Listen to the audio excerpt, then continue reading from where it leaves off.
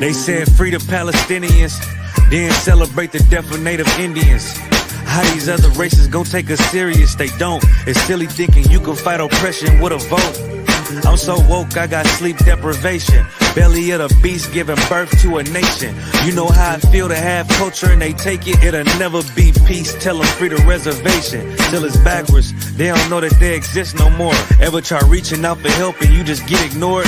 Pick up vices like drugs, your child fill a void. They get a youth life sentence for a killing, he was just a boy. Niggas poor, what we living for?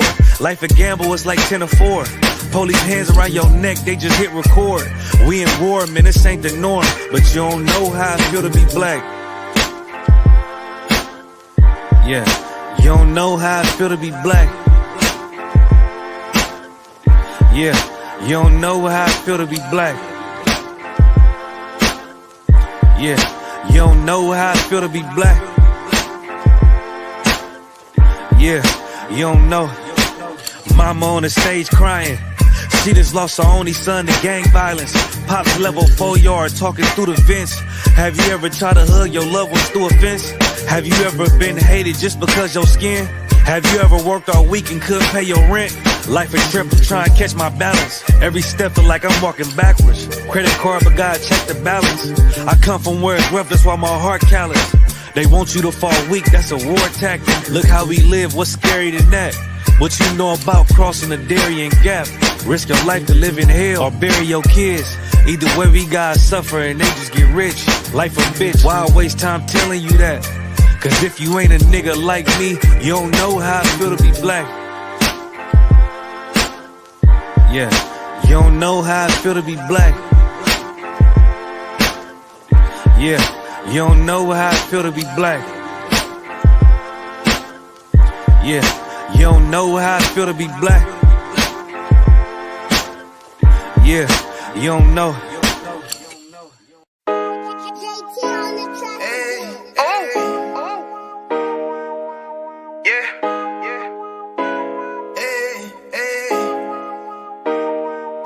You boy, you know what time it is, nigga. Better watch how you step in, yeah. But that was my nigga, yeah.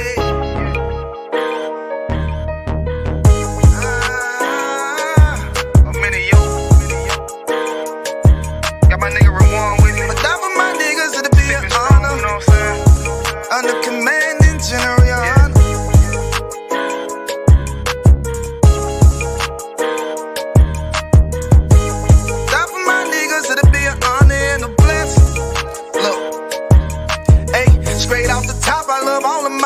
That shit ain't gon' stop till we on top and we ballin', my nigga. We be fly as fuck, you know them bitches be stalking my niggas. That shit'll never change and it's the same with all my niggas. City to city, I should be at home, that's what my ribs say. But bitch, I'm grown, I'm in these streets and closed caption. Niggas know we bout that action. If a nigga play with me, then my I can gon' let him have it. Hey, thank you the shit, this truth the shit. Nigga play, I let that Ruger hit. Get on them tracks, they be like, who is this? I'm rude with it. All them pussy niggas talkin' shit, yeah, I know they can't stand us, but we UPK, Louisiana, bitch, that's what I'm rippin'. And my niggas solid number, real ones in my section. If you wanna get down, put your boots on, start steppin'. Brotherhood is a weapon. Brotherhood is a weapon. Better watch how you steppin', cause brotherhood is a weapon. If I die for my niggas, it'll be an honor and a blessing. Better watch how you steppin', cause brotherhood is a weapon. Watch how you steppin', cause brotherhood is a weapon. If I die for my niggas, it'll be an honor and a blessing. Better watch how you steppin', cause brotherhood I lay my life down right now for all my sisters and brothers, because I love them, I see them dapping and hug them. It's amazing to see how well we adapt from the struggle. Born again from a life of sin, trapped in the gutter. My mind frame was to kill my own kind. Feeling inferior, waking up ready to die. Run with them killers, so it's just a matter of time. For I take your life or let you take mine. That's when I realized the slaves killing slaves while the white man live to get old. We in them graves, shit got me feeling played. I opened the Bible, went through them records, found out we was royalty, a nation to be respected. But in this world we rejected, we hated for our complexion. Still fighting to get accepted, we hear the truth and reject it. But love is getting corrected, and all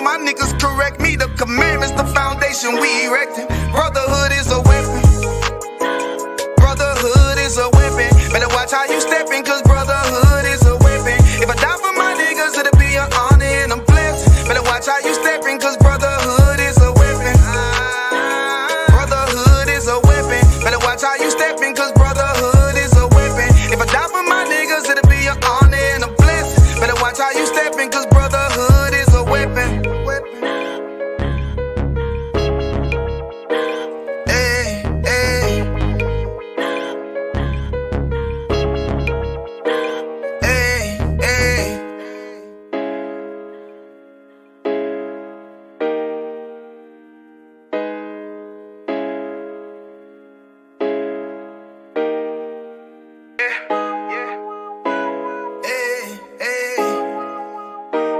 Fuck wrong with you, boy?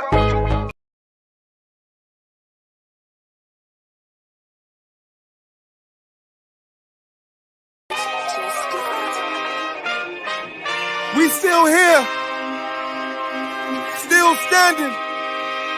UPK, we never left the building. Commanding General Yohana, you know, whoa. Check it out. Woe into America. Seize everything and bring these crackers to their knees. I need everything and I do mean everything. I know they don't like us. Go ahead and try us. Don't make me call upon the Lord and put this earth on fire. I'm only getting better and I'm only getting higher. And you are getting weaker. That's why you cannot beat us. I know you do not like us. We don't like you neither. You win against a grain. You should be ashamed. You win against a king. Let's just call it treason. Can't wait for killing season. All that shit that you be preaching. Let me see if you believe it. They say they can't be touched. Well, I'm about to put my hands on them. No more missing nice guy. I gave that spirit up. Lord, give me strength so I can tear this city up. Babylon is falling, but it's just not fast enough. Angels with a nigga, so you niggas cannot touch. Ooh, this shit not adding up. Fucking raise it up. Listen to them devils while you let them gas you up. Yeah. Said I pray they understand. I said I pray they understand. This shit not adding up. Fucking raise it up. Listen to them devils while you let them gas you up. Said I pray they understand. Hey, I said I pray they understand. They want me to bite my tongue, they don't like criticism. Can't sell oppressors the devil, YouTube restricted niggas. But they can post bitches twerking, police killing niggas. You can rap about catching bodies, and millions listen. Bitches rap about they box, and children listen. You say you black and gay, to them you still a nigga. You chasing Susie and Becky, they Emmett Tillin niggas. You got the ones that compromise, and you got field niggas. It's a real difference, it make me feel different. When I kick on my boots, tie up a meat tree, I know what we teach in that camp, nobody teaching. These devils telling lies without blinking. They ain't got the integrity, try to reach them. They say they conscious and they woke, but they sleepy. I ain't sparing nobody, I'm going in. It's a rap when I hop up on that podium. This shit not adding up, fucking raise it up. Listen to them devils while you let them gas you up. Yeah. Said I pray they understand. I said I pray they understand. This shit not adding up. Fucking raise it up. Listen to them devils while you let them gas you up. Said I pray they understand. Hey, I said I pray they understand.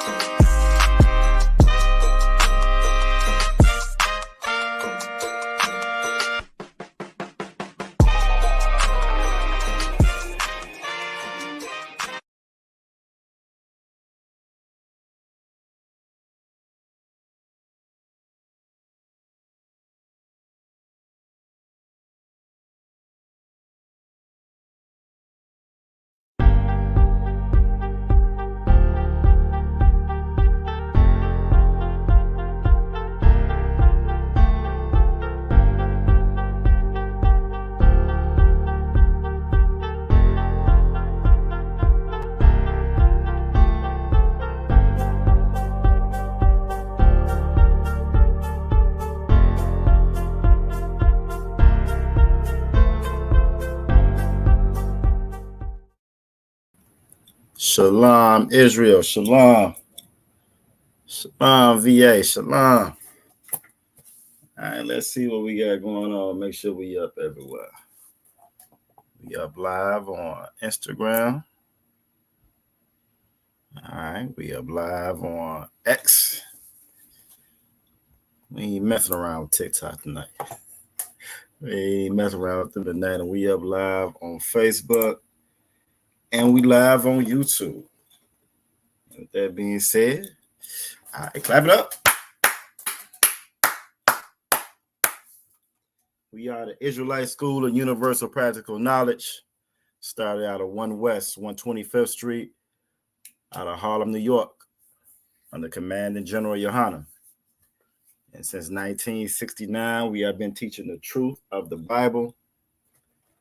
That truth being that all so-called blacks, so-called Latinos, so-called Native Indians are God's chosen people. I say so-called because the name that they call you now, the name that we call ourselves, that's not the name that the Most High gave us.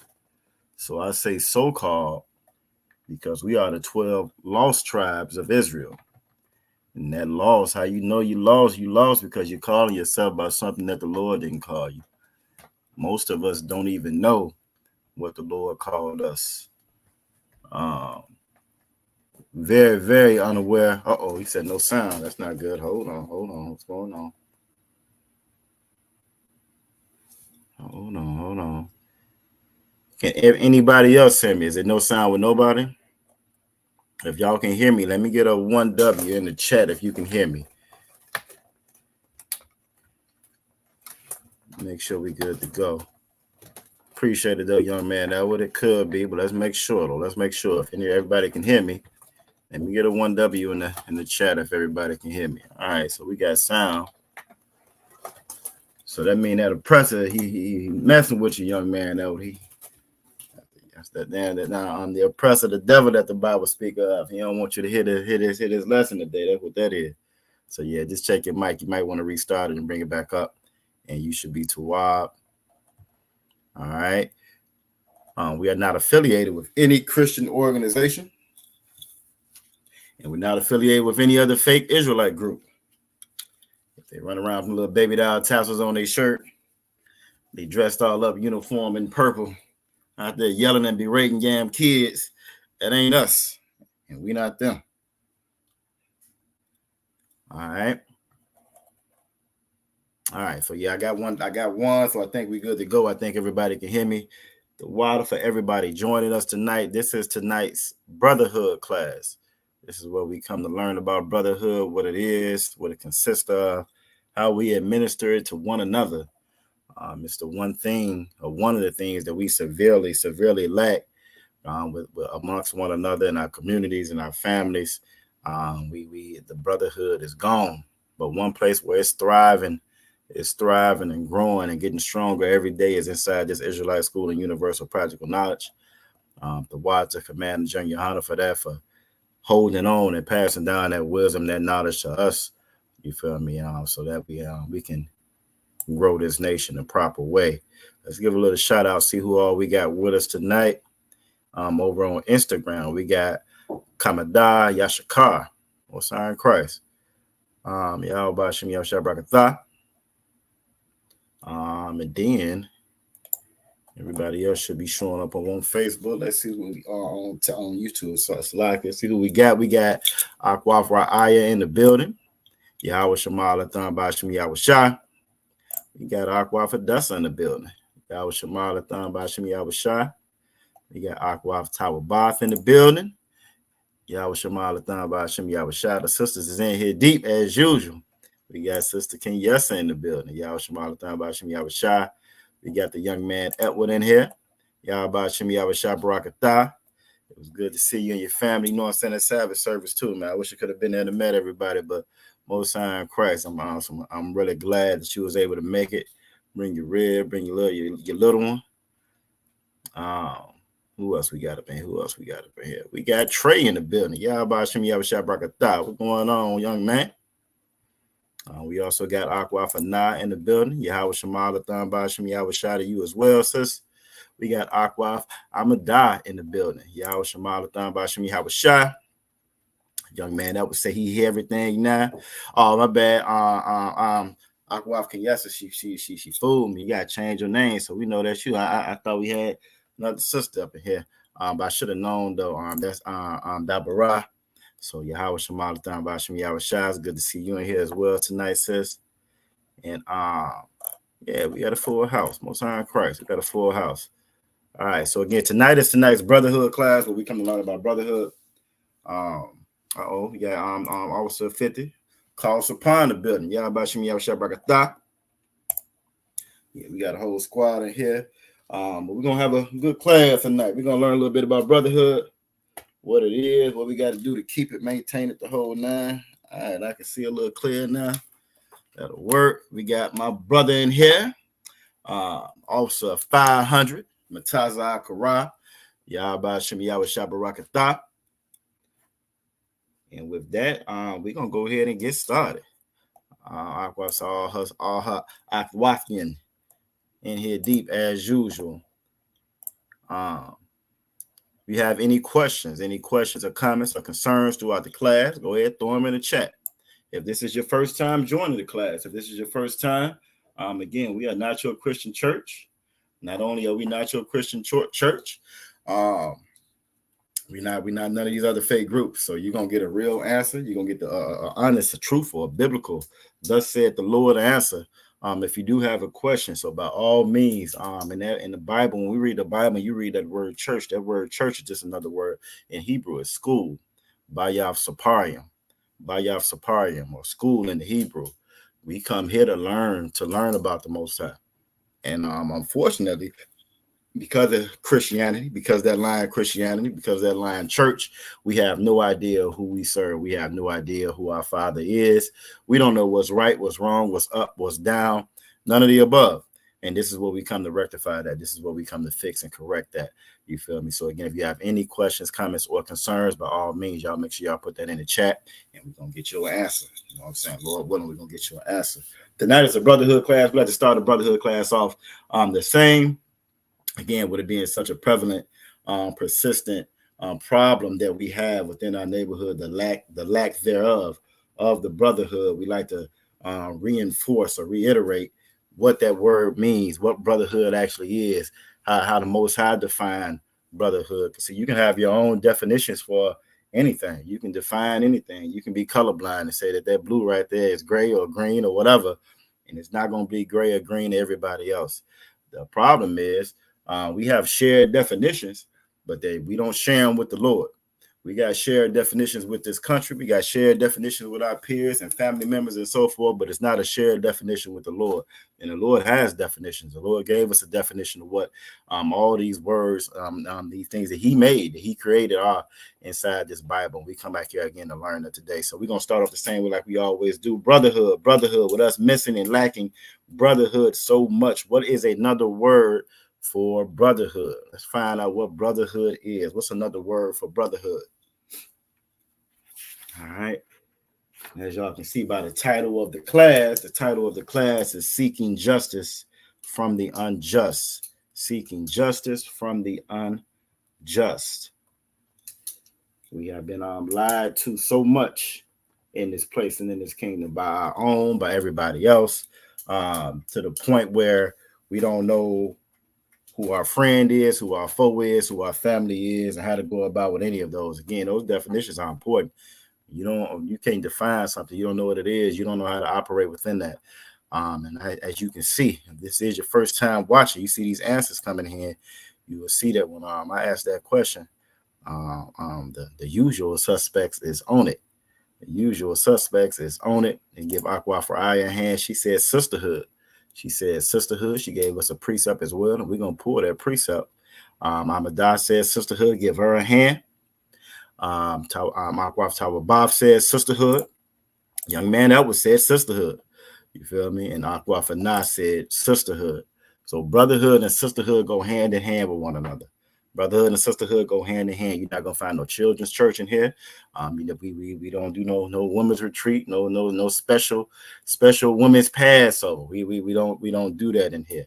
You know what I mean? This word, this law, these statutes, these commandments, this wisdom that the Most High left and passed down to us is for all of us. And the thing about that, if one is missing or lacking, it's kind of like a ladder. You know what I'm saying? You pull one of those rungs out that ladder, just gonna make it harder for you to get up to the top. And we've had so many snatched out of our ladder of understanding and wisdom. This is why we don't ever make it nowhere. This is why we can't never succeed or progress. But in here we progress, in here we succeed, in here, and here we exemplify, and we show what brotherhood and sisterhood is. And I already had a couple of people answered already, but brotherhood and sisterhood. Well, I pulled this precept for the ones who haven't answered already. Brotherhood and sisterhood. What's another word for brotherhood and sisterhood? Let's get it. I'm going to go ahead and get this precept up while y'all tell me what another word for brotherhood and sisterhood is. Share this real quick. That's what I want. That's what I want right there. There we go. For Aya, she had already said love. Give her a hand. She's absolutely correct. And she gave us that precept that we're going to have up on the screen. And I think we're actually going to start at 2. Akwa Famadah said love. 1 John 5:3. Officer Mutazar Kara said love. 1 John 5:3. Akwa Tawabaf said love. 1 John 5:3. And the way that we all answer that uniformly together the same way, we can administer and show that to each other the same way. We all have the same idea or knowledge on what love is. That's the benefit, again, to coming in here, learning, coming into this school, Bayaf Saparium, and learning, thus said the Lord, learning the law, statutes, and commandments, learning what the Lord requires of us.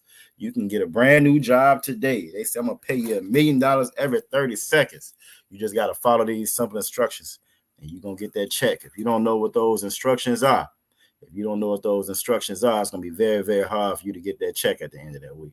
You feel me? And that's our problem. Our problem as a nation and as a people, we don't know what the instructions are. We don't know what the Most High requires of us. You feel me? We do everything our own way. We do it within our own circle, within our own tribe, and it don't work like that. It don't work like that. We are one big family. When you're reading this Bible and it's talking about the tribes and the nation, that nation is just another word for race. That nation is just another word for nationality. That's us, our people. We are one big family. One big family, but we've been taught that we are Black and African American and Afro American and Latina American and Cuban and Puerto Rican and Brazilian. We've been taught with some of any and everything except for what the Lord called us, and the Lord called us Israel. The Lord called us Israelites. Yahweh Shemad, Bashim Yahweh Shah. Akwaf Kwamada. Out checking in from out of Chicago. Checking in out of Chicago under Captain Mawquad. You know what I'm saying? That awesome podcast that they give out in Chicago. I think that's I'm actually from this city. I'm from the city. You know what I'm saying? So like when I'm listening to them, it's like listening to home. And they be keeping me rolling. Very, very entertaining and awesome podcast. If y'all haven't checked out that Round Table of Truth, that's my joint right there. And we also got the Midwest Fire Cookout getting ready to come up. Now it won't be in the city this year, but it won't be that far from the city. It's going to be held in Detroit this year. I want to say August 1st through the 4th, I believe. August 1st through the 4th. So y'all make sure if you can make it down there, you don't want to miss it. From the lineup that I've seen, it looks like it's going to be an awesome time. Really good time. And it's always a good time when we come together. The reason why it's always a good time when we come together because we actually have brotherhood and sisterhood. We actually have love for one another. It's not contemptuous. It's no problem or fussing and fighting and us vying for position and all. We don't do all that because we actually got love for one another. We want to see each other succeed. We want to see all of us succeed and build this nation because we know what's in store for us if we do, because we know what the Most High said was going to happen when we came together, like Zephaniah 2:1 says, gather yourselves together. But we got to love. 1 John 5:3. We actually going to start up at 2. We're going to start up at 2, and we're going to get what this definition of love, this definition of brotherhood, this definition of sisterhood is. Because if this is your first time here, you don't know what love is. It's your first time here. It's your first time hearing us. You don't know what love is. You don't know what brotherhood is. You don't know what sisterhood is. And I'm going to prove it to you. I'm going to prove it to you right now. Yahweh Shemadathon Bashim Yahweh Shah. We got Aqua Shelly in the building. Good to see you here. Good to see you here. The family, the VA family continues to grow. And that is a beautiful, beautiful thing and a testament to the Most High. You feel me? When we come together and practice and again exemplify this love, this brotherhood, this sisterhood. You can see it in the family, how the family growing. That's a great thing. So it's good to see everybody in here tonight. 1 John 5:2 reads, "By this right here, not what grandma taught you, not what your granddaddy taught you, not what you learned in school, you learned in church, you learned from your boyfriend, from your girlfriend, from your mother, your father, your sister, your brother. Nope, this right here. Whatever you thought you had knew before, whatever you attributed love to before, erase that, get rid of that. I'm finna tell you right now what love is. It said, by this, we know that we love the children of God, the children of the Most High, and we know that the children of the Most High are the Israelites. All right, as much as they try to lie, and they try to lie and make it seem like everybody is a child of God, right? Ain't that the lie you heard growing up? That's the lie I heard growing up. The lie I heard growing up was everybody was a child of God. And even when they told that lie, even when they told me that lie that everybody was a child of God, they really didn't even believe it when they told me. What they were really trying to say was we was the step kids. we was the step kid. We was the Gentiles, the step kid, because they didn't have no understanding of what that word Gentile meant. So they told us that we was the step kids, you know what I'm saying? We got the leftovers, the leftover love that just happened to trickle down, how they say. You know, we learned about trickle down economics, you know what I'm saying, in America, where they talked about trickle down love in their church when they talk about love for us coming from the Most High. And the Bible does not say that. You are so-called Black, Latino, or Native Indian, you are an Israelite. So you get first dibs on the love. You first in line for all the love. You are the children of the Most High. So it says, by this, we know that we love the children of the Most High. The reason why you see so much devastation within our communities, the reason why you see us torn down to where we are, suffering from drug addiction, broken homes, broken families, abused, the whole nine, locked up, mass incarceration. The reason why you see all of these things is because we don't love the children of the Most High. We don't love one another. And we don't love one another because we don't even know the first step to loving one another, because we don't know what love is. Yahweh Shemalathon Bashim Yahweh Shada Akwaf Shara Yakwa out of Dallas, Texas. Another hub and beacon. I mean, I can't wait to get down there and check out the school down there in Texas. I didn't make the cookout last year. I'm gonna try to make sure I make it this year. You know what I'm saying? So it's another one. Again, if you watching and if you in those areas, you know what I'm saying, we always recommend to the brothers and sisters, if they watching, it's their first time watching, you make sure you reach out to that school within your area. You know, we don't talk about it. We actually get out there and do it. You know what I'm saying? So you make sure you reach out to the school that's in your area so you can get whatever you need, and you can make sure you can help other brothers and sisters with what they need. We real live, in touch, OJT, boots on the ground type squad. That's how we roll. You know what I'm saying? So again, if this is your first time watching, make sure you might want to make sure you put your city name and state inside the chat. But again, just go to Google, type in Israelite School and Universal Project of Knowledge. The nearest one is going to pop up. Call that number. You know what I'm saying? Get in touch with them. And again, this is that time. If y'all haven't noticed, if you've been watching the news or whatever, if you pay attention to the signs of the things that's going on right now, the signs of the time, this thing is wrapping up. And the closer and closer it wraps up, the harder and harder it's going to be for our people out there.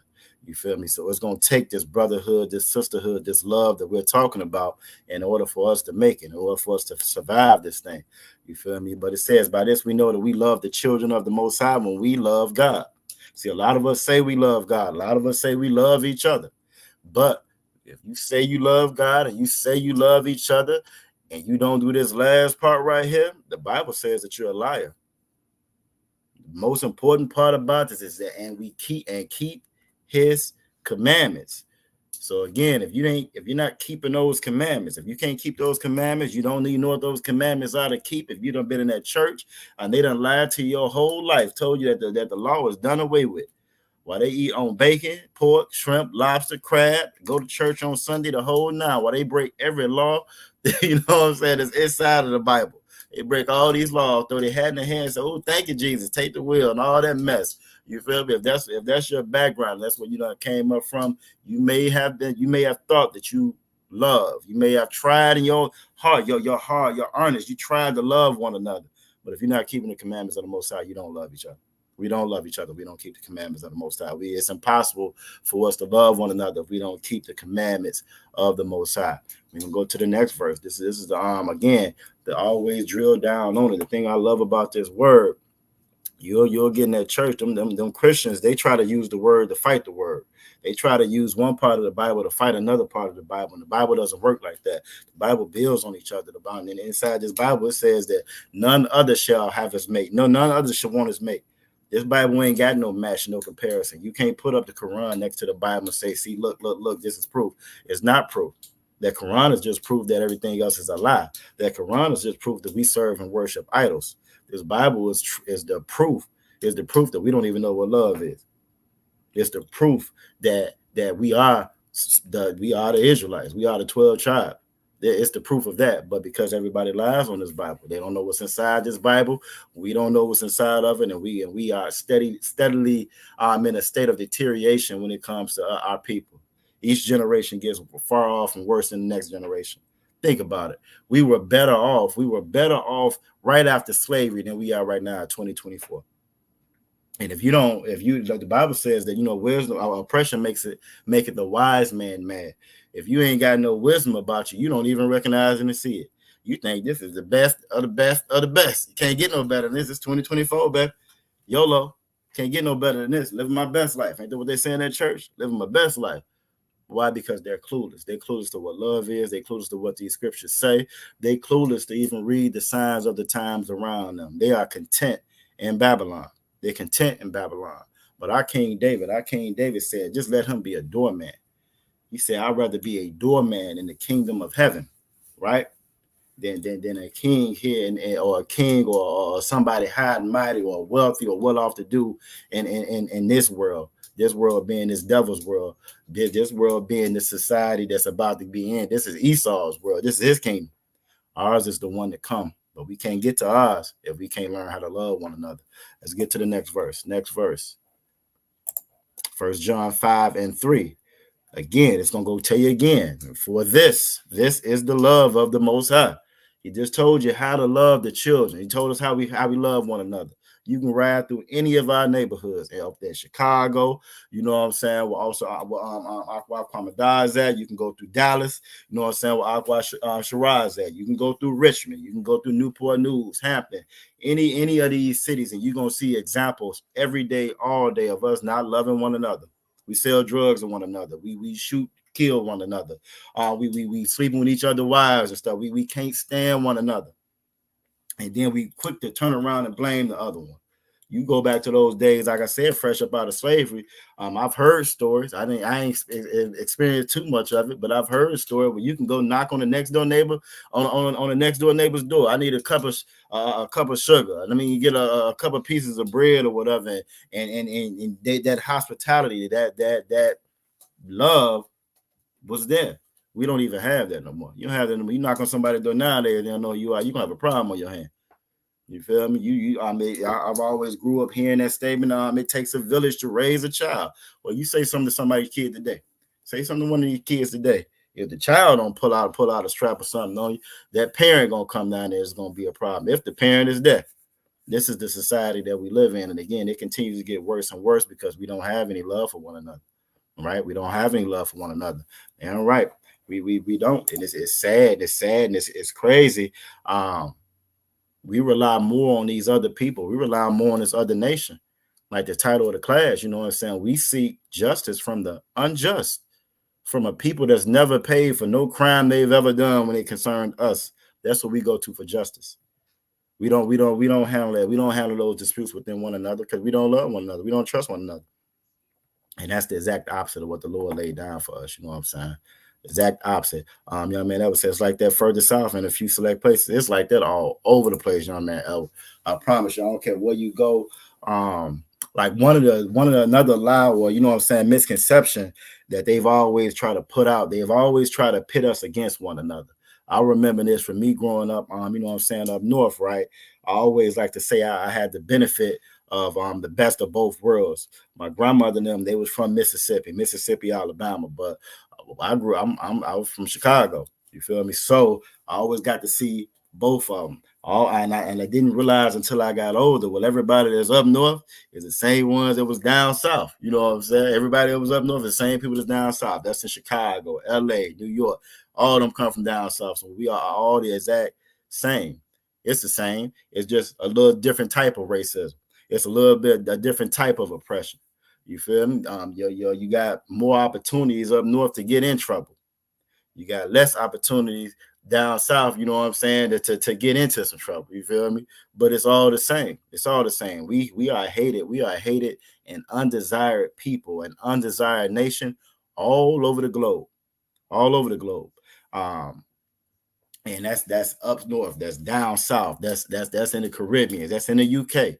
I wasn't that familiar with the UK, but there's so many stories now, you know what I'm saying, with me looking at the other schools, you know what I'm saying, especially our school that we got over in the UK.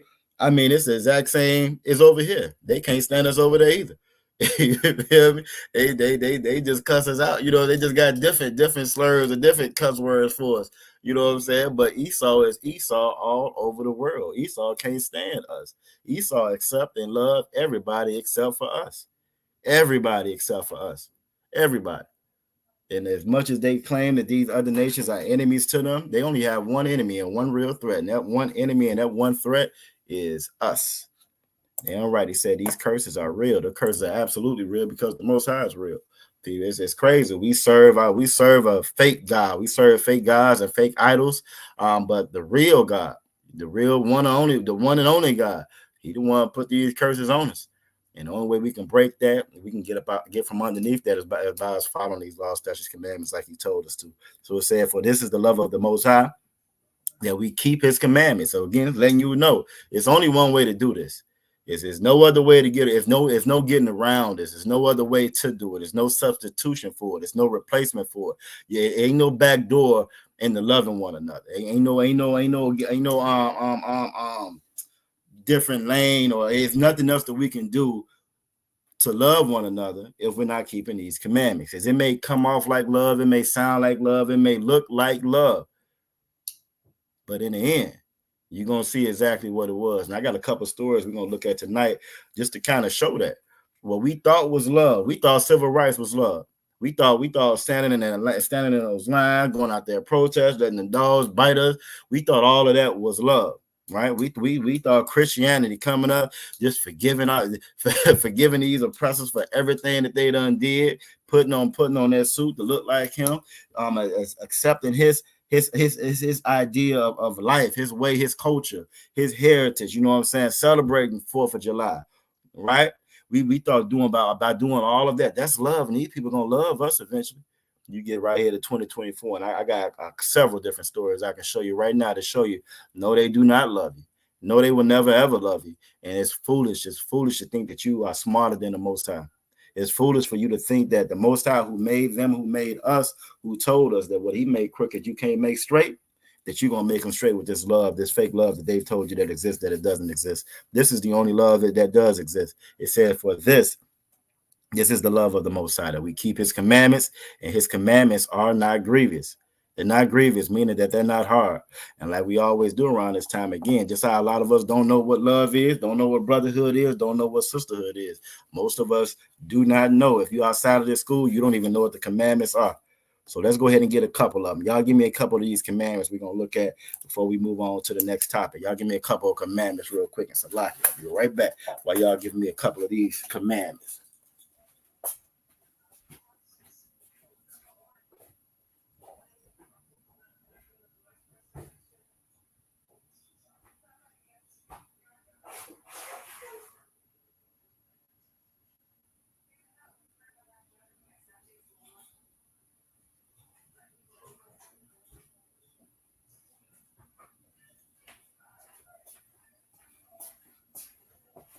All right, we back. All right, I don't see nothing in the chat. Now, y'all give me some of these commandments. What's some of the commandments that we got to keep?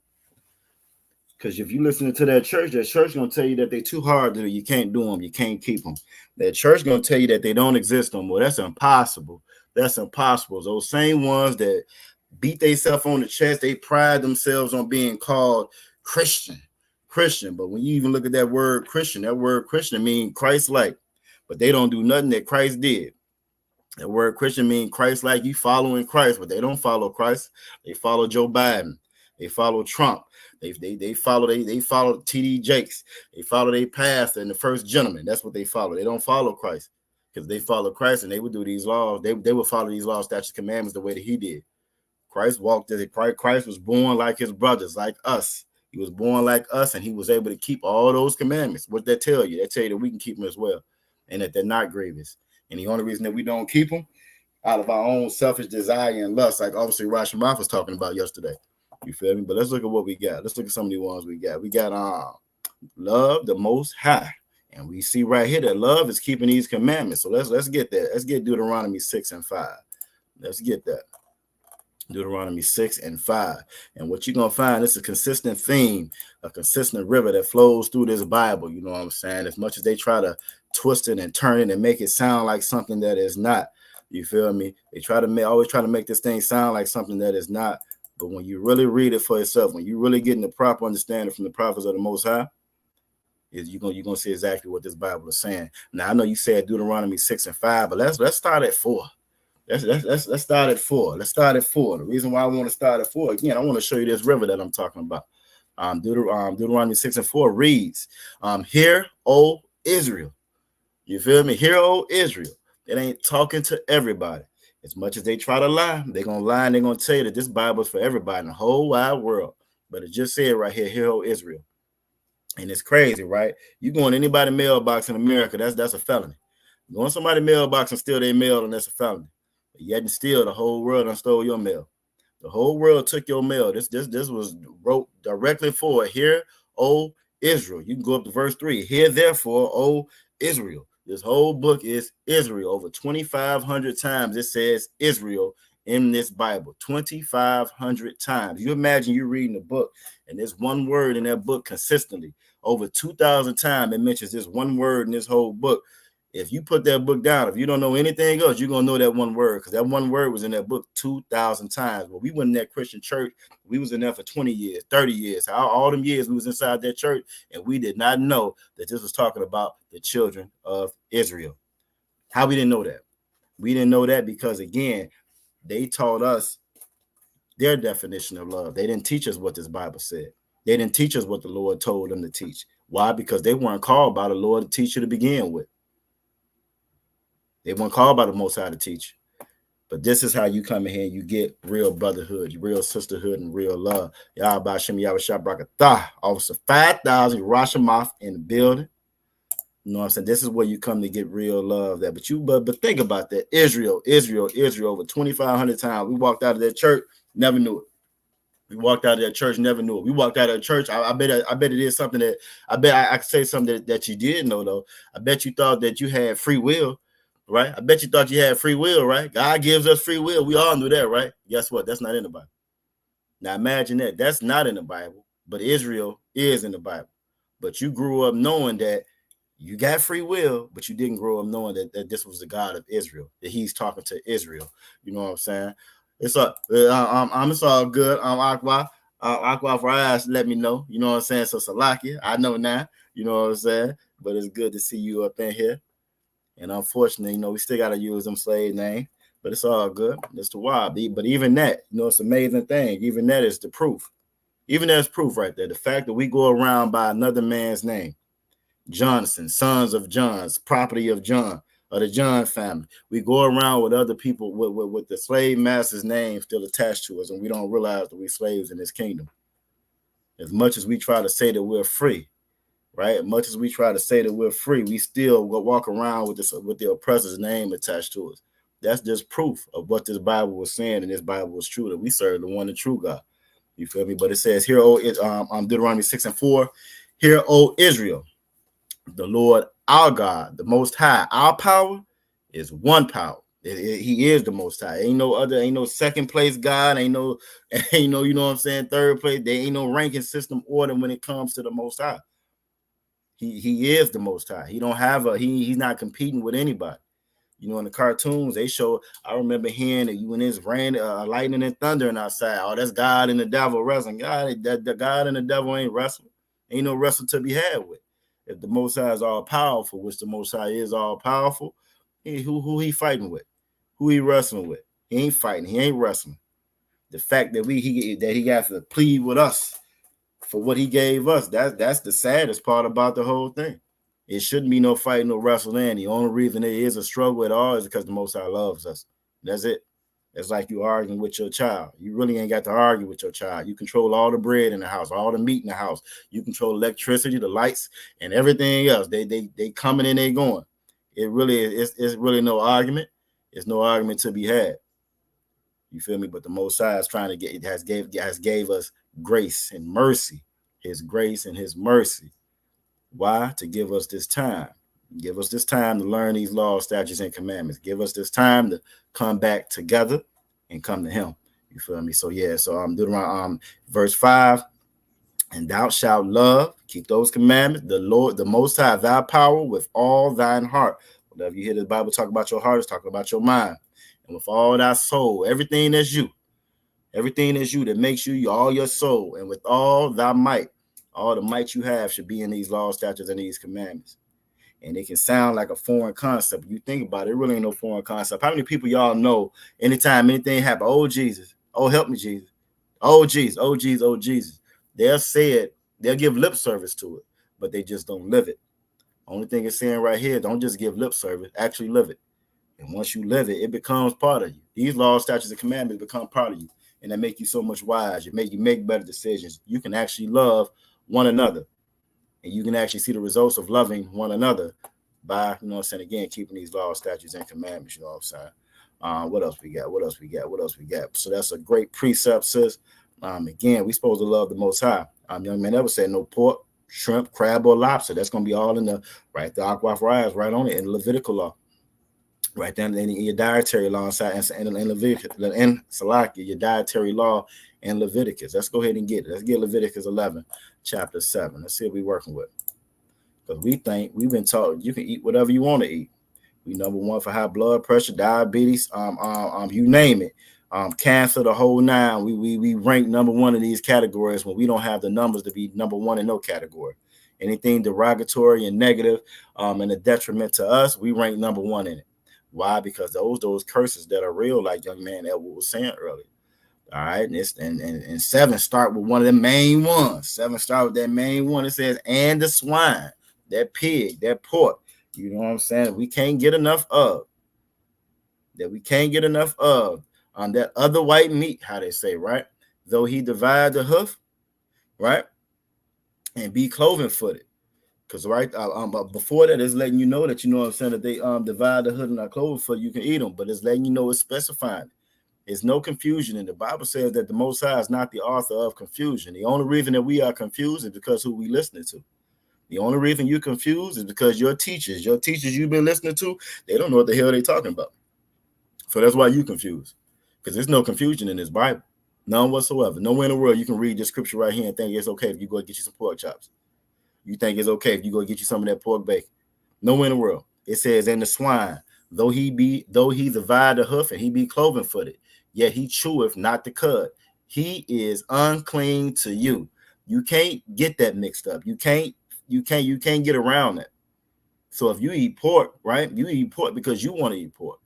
Somebody told you to eat pork. They told you to eat pork because they want you to eat pork. They eat pork. It ain't got nothing to do with what the Most High said. The Most High just told you right here, it's unclean to you. And we know from Malachi chapter 3 and 6 that the Most High don't change. So if the Most High don't change and he said don't eat it then, that means don't eat it now. You feel me? But we think, even though we suffer from all of these different diseases and issues, like I said, high cholesterol, diabetes, you name it, when it comes to food, we number one in it, right? And it's all because we eat stuff that we shouldn't be eating. That's not food. That's not food to us. That swine is a walking trash compactor. It's meant to clean the earth. Catfish, that's not food to us. We're not supposed to eat that. Shrimp, we're not supposed to eat that. Those are all bottom feeders that clean the earth. This is why the water is so dirty now when you look out in the ocean. Go look at if you ever get a chance to look at some of the pictures from before, back in the day, or any kind of any isolated body of water. Well, you ain't got people around it snatching everything out the ocean to keep it clean. It looked totally different from what Lake Michigan. You know what I'm saying? Look, totally different. You know what I'm saying? From the Gulf, it looked totally different. Why? Because we done took everything out the water to keep it clean. The Most High putting it to keep it clean, and we eat it and we digest it. You feel me? So then verse 8, it says, of their flesh shall ye not eat. We're not supposed to eat of their flesh, and their carcass shall ye not touch. They are unclean to you. These shall you eat of that are in the waters. So it's going to let you know what you can eat. Whatsoever have fins and scales. If that fish got fins and scales, you can eat that. In the seas and in the rivers, them shall ye eat. The Most High is giving you a list, a rundown of what you can do and what you can't do. That's love. And by following that, that's love. Feel me? Deuteronomy 10. Aqua. So great job with that. Aquaf. Aquaf. Amadah said Deuteronomy 10 and 20. Fear the Most High. And right, let's get it. Fear the Most High. All right, Deuteronomy 10 to 20. We're going to go through those, and we're going to jump on this lesson. Deuteronomy 10 and 20. Now, I'm keeping it on this page for a reason. Again, if this is your first time watching, what we use is the King James 1611 Bible. Now, you can go online and find the same Bible on here. This is just the King James. It's that same Bible, but the difference with that King James 1611 is going to have what's called the Apocrypha inside of that. The Apocrypha standing for the hidden books. The hidden books. You know what I'm saying? They took the Apocrypha out. You probably came up hearing about like the Council of Nicaea and all of that. And they'll lie and tell you, well, the Bible been changed. The Bible been changed. Well, if the Bible's been changed, let's use a little bit of deductive logical reasoning, right? The Bible condemns the oppressor for oppressing us when nobody else in the earth and in the world cares about us. Nobody else on the earth and the world gives us justice, administers justice to us, or none of that. You feel me? But however, inside of this Bible, it says they're going to pay for what they did to us. So you would think that if the same people who never give us justice, the same people who have had a grudge, have hated us, have done everything in their power to keep us at the bottom for hundreds and hundreds and hundreds of years, right? If those same people, why would they not exclude or take that part out? You can watch any movie on TV, any movie whatsoever. I don't care what that movie is. The oppressor is the hero in that movie. The oppressor got to be Superman. He gonna be kings of gods of Egypt. You name it. He the last samurai. Whatever that movie is or depiction is, he gonna be the hero inside of it. So if he changed and tampered with this Bible, why he didn't make himself the hero on this Bible? He changed the picture. They gave you the picture of Caesar Borgia, right? They gave you the picture of Caesar Borgia, went around with crusades, unaliving some of everybody to make them say and believe it, but they didn't change this word. They ain't changed this word. They're not smart enough for that. They're not smarter than the Most High. Just like you're not smart enough to know what love is outside of what the Most High said it was going to be, they're not smart enough to change this word. You feel me? We fool ourselves to think that we can outsmart the Most High. Truth be told, that's where we get it from. We get it from that oppressor. That's where you get it from.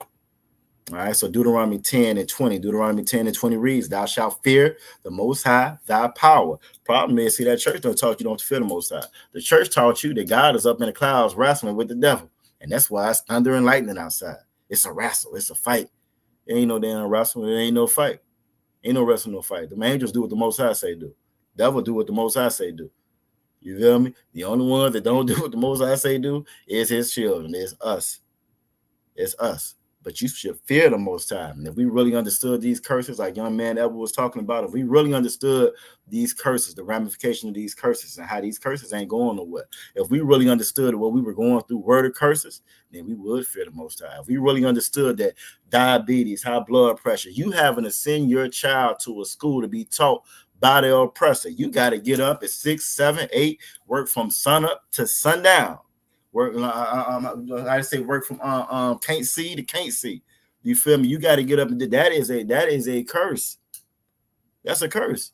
You get up and everything you make, you provide, it goes to another nation, another family. It doesn't go to yours. You are in forever, ever servitude here. Forever servitude. That is a curse. That's a curse.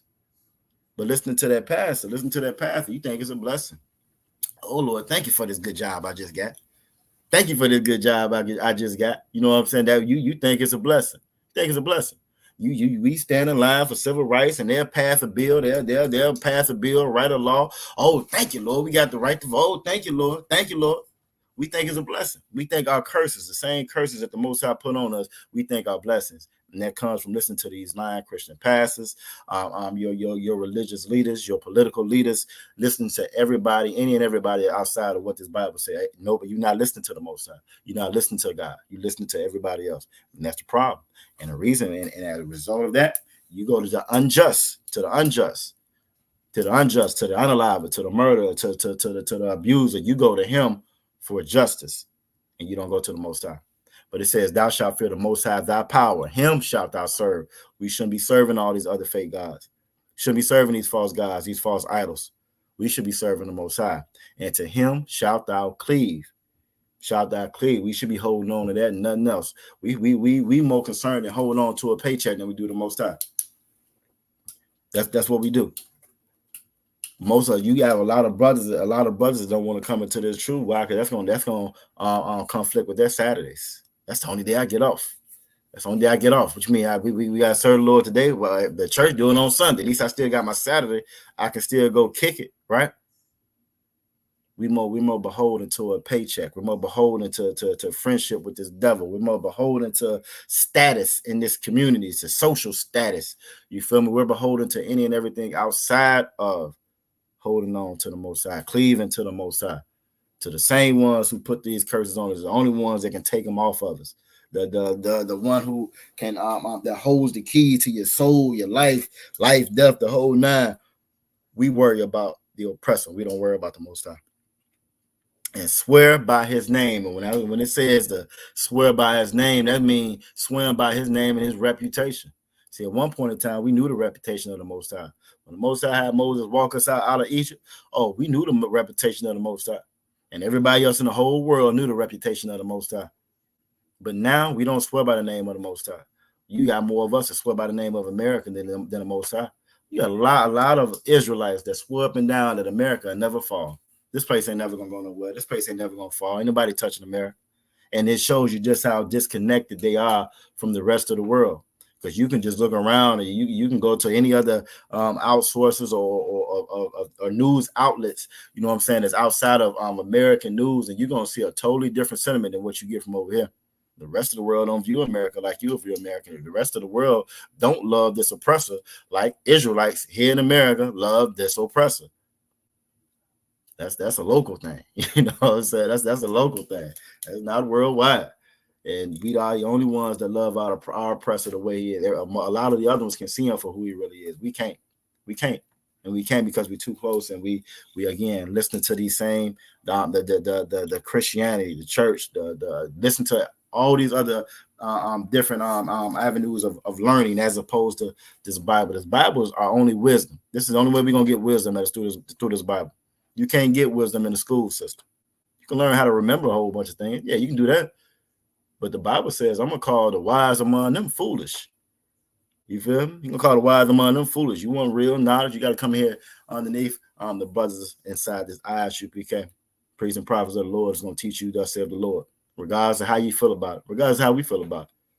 We're going to love each other like we're supposed to because the Most High said we had to. All right. What else we got? We got a couple more. We at 7:59, perfect, right on time. Aqua for now got Exodus 20:8 to keep the Sabbath. Keep the Sabbath, you know what I'm saying? It's amazing. Again, all these Christians, everybody, you can go to any one of them cities that I named earlier. I remember growing up in Chicago, you know what I'm saying? And we were right up to the city, you know what I'm saying, every Sunday, you know what I'm saying, for church and all that mess. And like blocks and rows and rows of number cars. Can't park nowhere. Can't park on, especially during summertime. You feel me? Can't park no doggone well. And that's with any city. As I got older, I realized that's all your cities, all your major cities where if it's selling drugs there, it's gonna be 50 million churches there. You feel me? If the block got shot up last night, I guarantee it's a church right around there somewhere. That's everywhere you go. And young man, that's up north and down south. You feel me? That's up north and down south. Best believe up north and down south. We're gonna be in church on Sunday. Even though we finna get it right here in Exodus 20:8, he said we need to come to church. We supposed to be there on the Sabbath. What's the Sabbath day? Y'all type in the chat and tell me what's the Sabbath day. Who knows what the Sabbath is? What is the Sabbath day? Now for the ones that's in Hebrew class, y'all know what that word means. What is that Sabbath day? What day is that? Is that Sunday? 20 and 8. And we might start at 5 since Akwaf Ahmadab put 20 and 5. We'll start at 5 and we'll work our way down to 8. We'll start at 5, work our way down to 8. We're gonna get that Joshua 1, and then we're gonna move on into the lesson. So I got a couple of things I want to show y'all on the side of the lesson. But what's that? There you go. Yeah, Saturday. Oh, my bad, Nasalaka. Akwaf Tawabaf got one here about tattoos as well.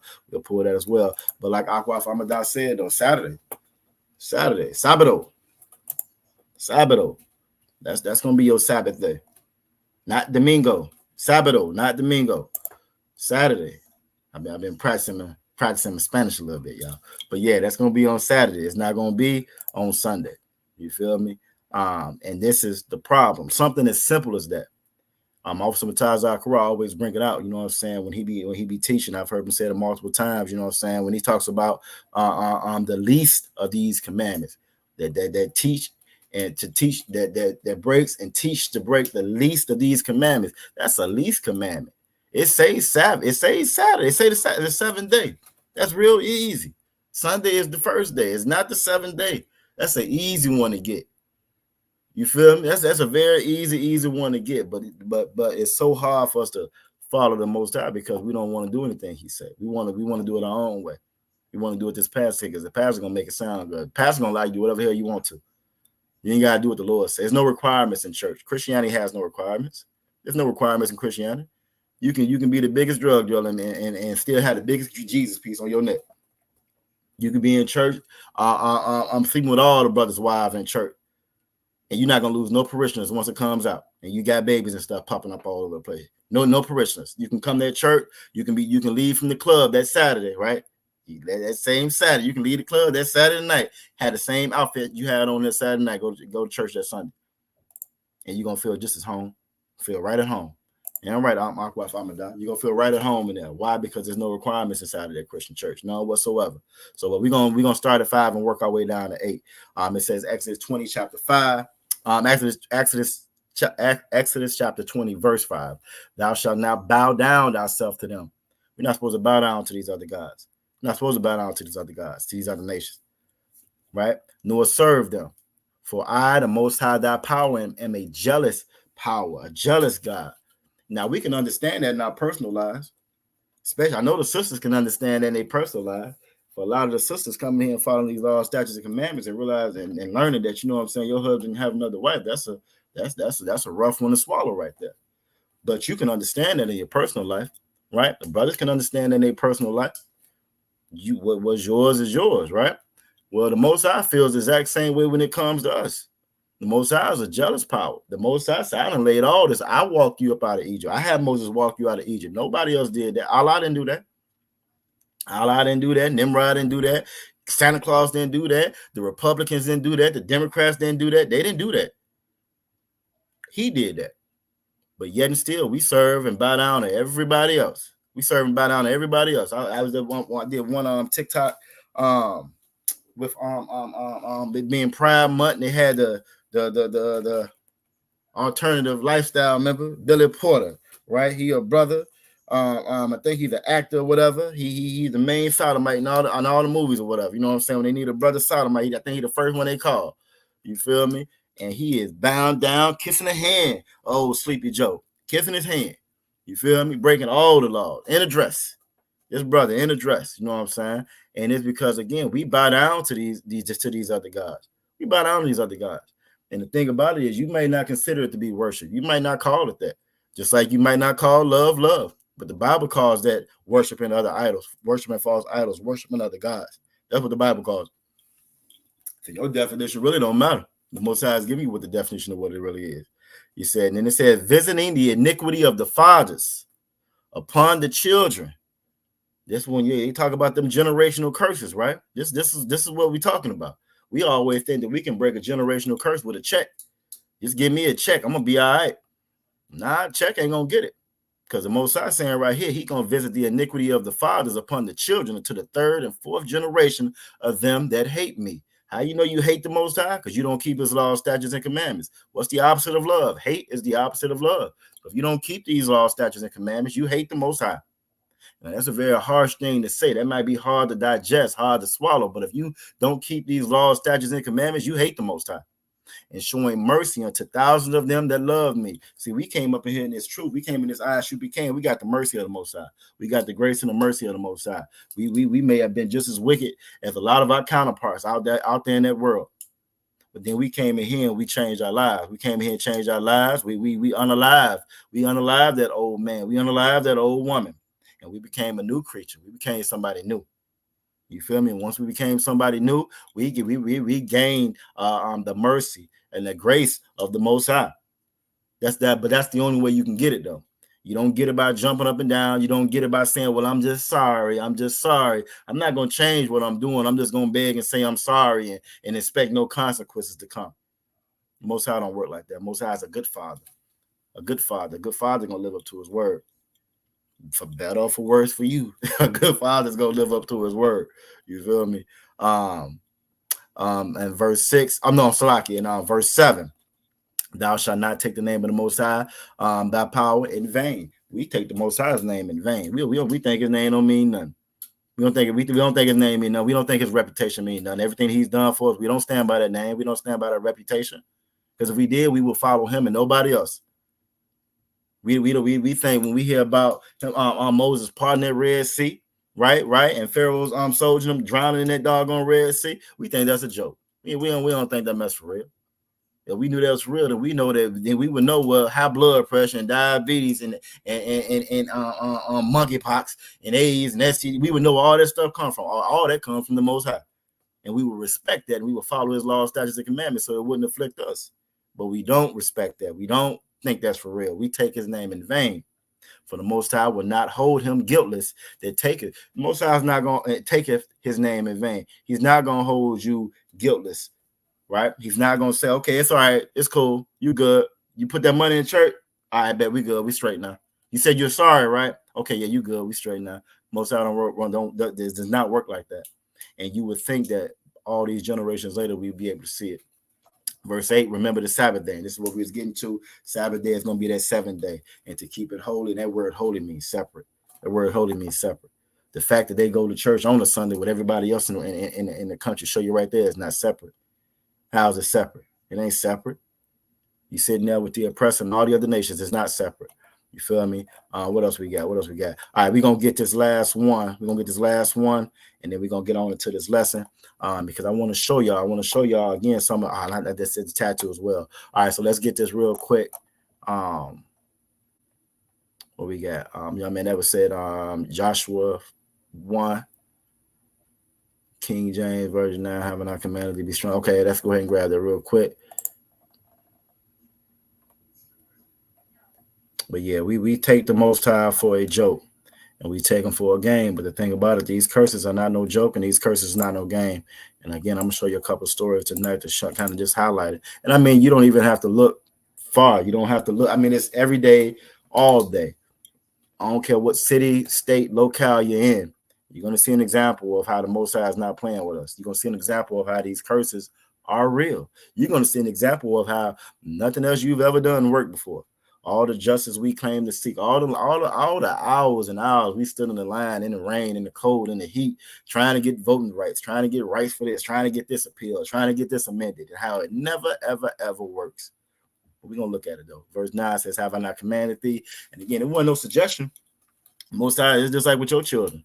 Hopefully you're not going around giving your children suggestions when they're children, right? Okay, I know you 3, you 4 years old, but can you please go to bed? Don't you think it'd be a good idea if you lay down and go to bed now? Don't you think it'd be a good idea if you brush your teeth? Don't you think it'd be a good idea if you eat some of those vegetables? I hope you're not giving your children suggestions, right? Because the Most High is not giving us suggestions. Have I not commanded thee?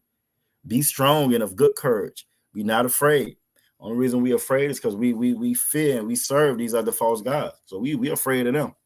We're afraid that oppressor going to cut their check off, right? We're afraid of them. We're not afraid of the Most High.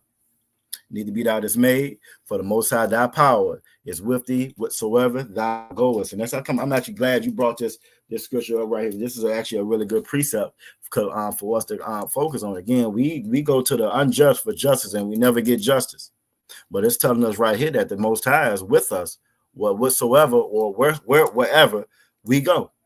He's going to be with us wherever we go. So the fact that we suffer like we do, we under all these different afflictions in our communities and neighborhoods, the way that we are, that shows you that the Most High isn't with us. And why isn't He with us? Because we're not following these laws, statutes, and commandments. So that's a great precept, the brother Paul. You know what I'm saying? Last one, Leviticus 19:28, real simple. This again, bound down and serving these other nations. Bound down and serving these other nations. Some of us, how Lil Wayne say, marked up like the New York subway. You feel me? Her bodies is marked up like the New York subway.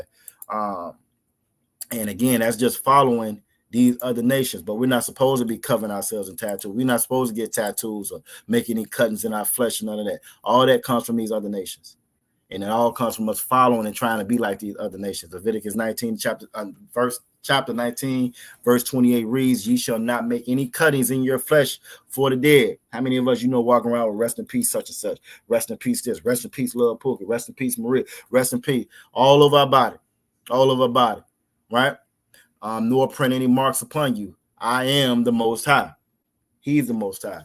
You feel me? But again, we follow these other nations. And I realize we're paying tribute and homage to their gods, their fake and false idols, and not to the one in true power, our God. You feel me? And as a result of that, we suffer as a result of that. When we take this, hold on, was that even on the screen? So like, I don't even think I had it on the doggone screen. Hold on. Yeah, my bad. I thought I had that up. Y'all didn't even tell me I had that one up.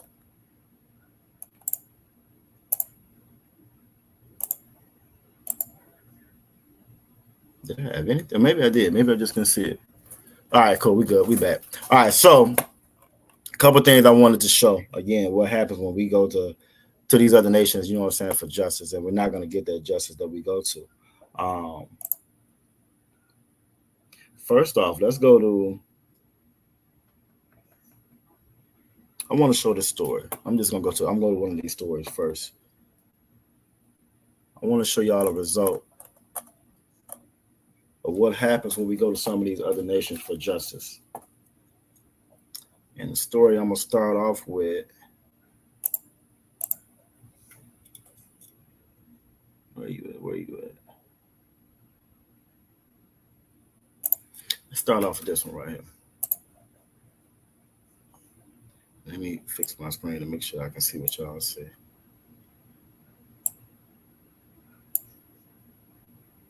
Salakia. That's a little, okay, bet I can see what y'all see now. Cool, we in there now. All right, bet. If I ain't know how to on the screen. Okay, cool. We could be back. All right, so if y'all can read, hopefully y'all can see it. Everybody can see that in the give me a one in the chat if y'all can see this little story I had over. Now you may have heard of this. It popped up on my mind a couple of days ago, so you may have heard of this though. But from following this other nation, right? Following this other nation, and again, we go to them for justice. We go to them for justice for these different programs, for things that they set up. And it sounds good. It sounds great. It sounds inclusive. It sounds like we're just one big happy nation. And we think in our mind, just because the church has taught us to be cowards, the church has taught us not to seek real justice. The church has taught us to let bygones be bygones, right? And because we don't feel like the Lord has power to bring these people to justice, we don't believe the Lord has power to bring these people to justice. So as a result, you know what I'm saying, we go by everything that they say and do. This little story popped up right here, and this is what happens. This is what happens when we go to these other nations for their guidance, for their justice. Now, this couple, a lot of us, you may have came up in a system, foster kid, foster home, and that is a result. That's a direct result of the curses that we are underneath. The fact that these other nations are raising our children, that's a curse. That's a curse. Those are curses that we underneath. The fact that you think about it, as big as some of our families are, you would think if something did, what was to happen to one of us, that somebody in the family would be able to get the child so they wouldn't get into the system. But a ton of the children that's in the system are our children. And they're in there on purpose. And I think Officer Mataz Zachariah went over a story, you know what I'm saying, some months back, just on how that whole system is geared against us. And it's meant designed to make reasons to come up and take your child from you. They get paid off of that. They get paid good money off of it. They get paid money off of it. And we suffer as a result of it because we have that lack of brotherhood and sisterhood. Because we don't have that love, we don't take care of one another. All right, so this story right here reads, white couple accused of using black adopted kids as slaves. So they done adopted these children, and I'm just gonna go through and read a little bit of it. West Virginia couple allegedly used their black adopted children as slaves. This is in 2024. I don't know if y'all saw at the top of this page. It said June 25th, 2024. This ain't new. This ain't 10 years ago, 15 years ago, 20 years ago. Nope. This came out. This report actually is up to date, but I think it actually this story broke earlier this week, I want to say. But a West Virginia couple allegedly used their black adopted children as slaves, locking them in a barn and forcing them to perform farm labor. They locked these damn kids in a barn. Locked them in a barn, got them sleeping on the floor. I'm just gonna read a little bit of it. Donald Ray Lance, 63. His wife or whatever, she's 62. You can just look at those ages, right? You look at those ages and 63, 62. The fact that we even get in our mind to think that somebody that was alive, right? Alive doing, because slavery it wasn't too long ago when it was like officially over. Like civil rights, that's what, 68? That's what, 68? You feel me? So they was around around that time. You feel me? So the fact that we think that them same ones that was spitting on you and spitting on you in your face, spitting in your food, and want you to come to the lunch counter. Them same ones that was sicking the dogs and stuff on you, right? And if it wasn't them, it was their parents that was doing it. We really think that for some reason they love us all of a sudden. Because this church done told us to love them, we feel like they love us too. But then you come across a story like this and you see that that's absolutely not true. All right, so they was doing a wellness check, which they very rarely do. Most of the time, they don't even do wellness check. So the fact that they had to go to their house for a wellness check, that right there is a red flag. Because most of the time, these kids get adopted, they go somewhere, and don't nobody give a damn about them no more. They kill us about them. These kids come up missing, they come up abused, the whole nine, and it's not until something like this happens or something happened, they unalive, they found, they run away or whatever, then things might get exposed. So the fact that they even had to go there for a wellness check lets you know right there, this wasn't new. They probably had a gang of reports on these people the whole nine. They probably, this ain't the only two they done adopted. They probably had kids throughout their 60-something. They probably been making a living off adopting these kids and making them work and making money off of the whole nine. But again, it says found two of the couple's 5 adopted children. That's one sees. So this is something that they do. Who are black, locked in a shed on their Simpsonville property. Authorities said the shed only had a small porta potty, no running water, no water.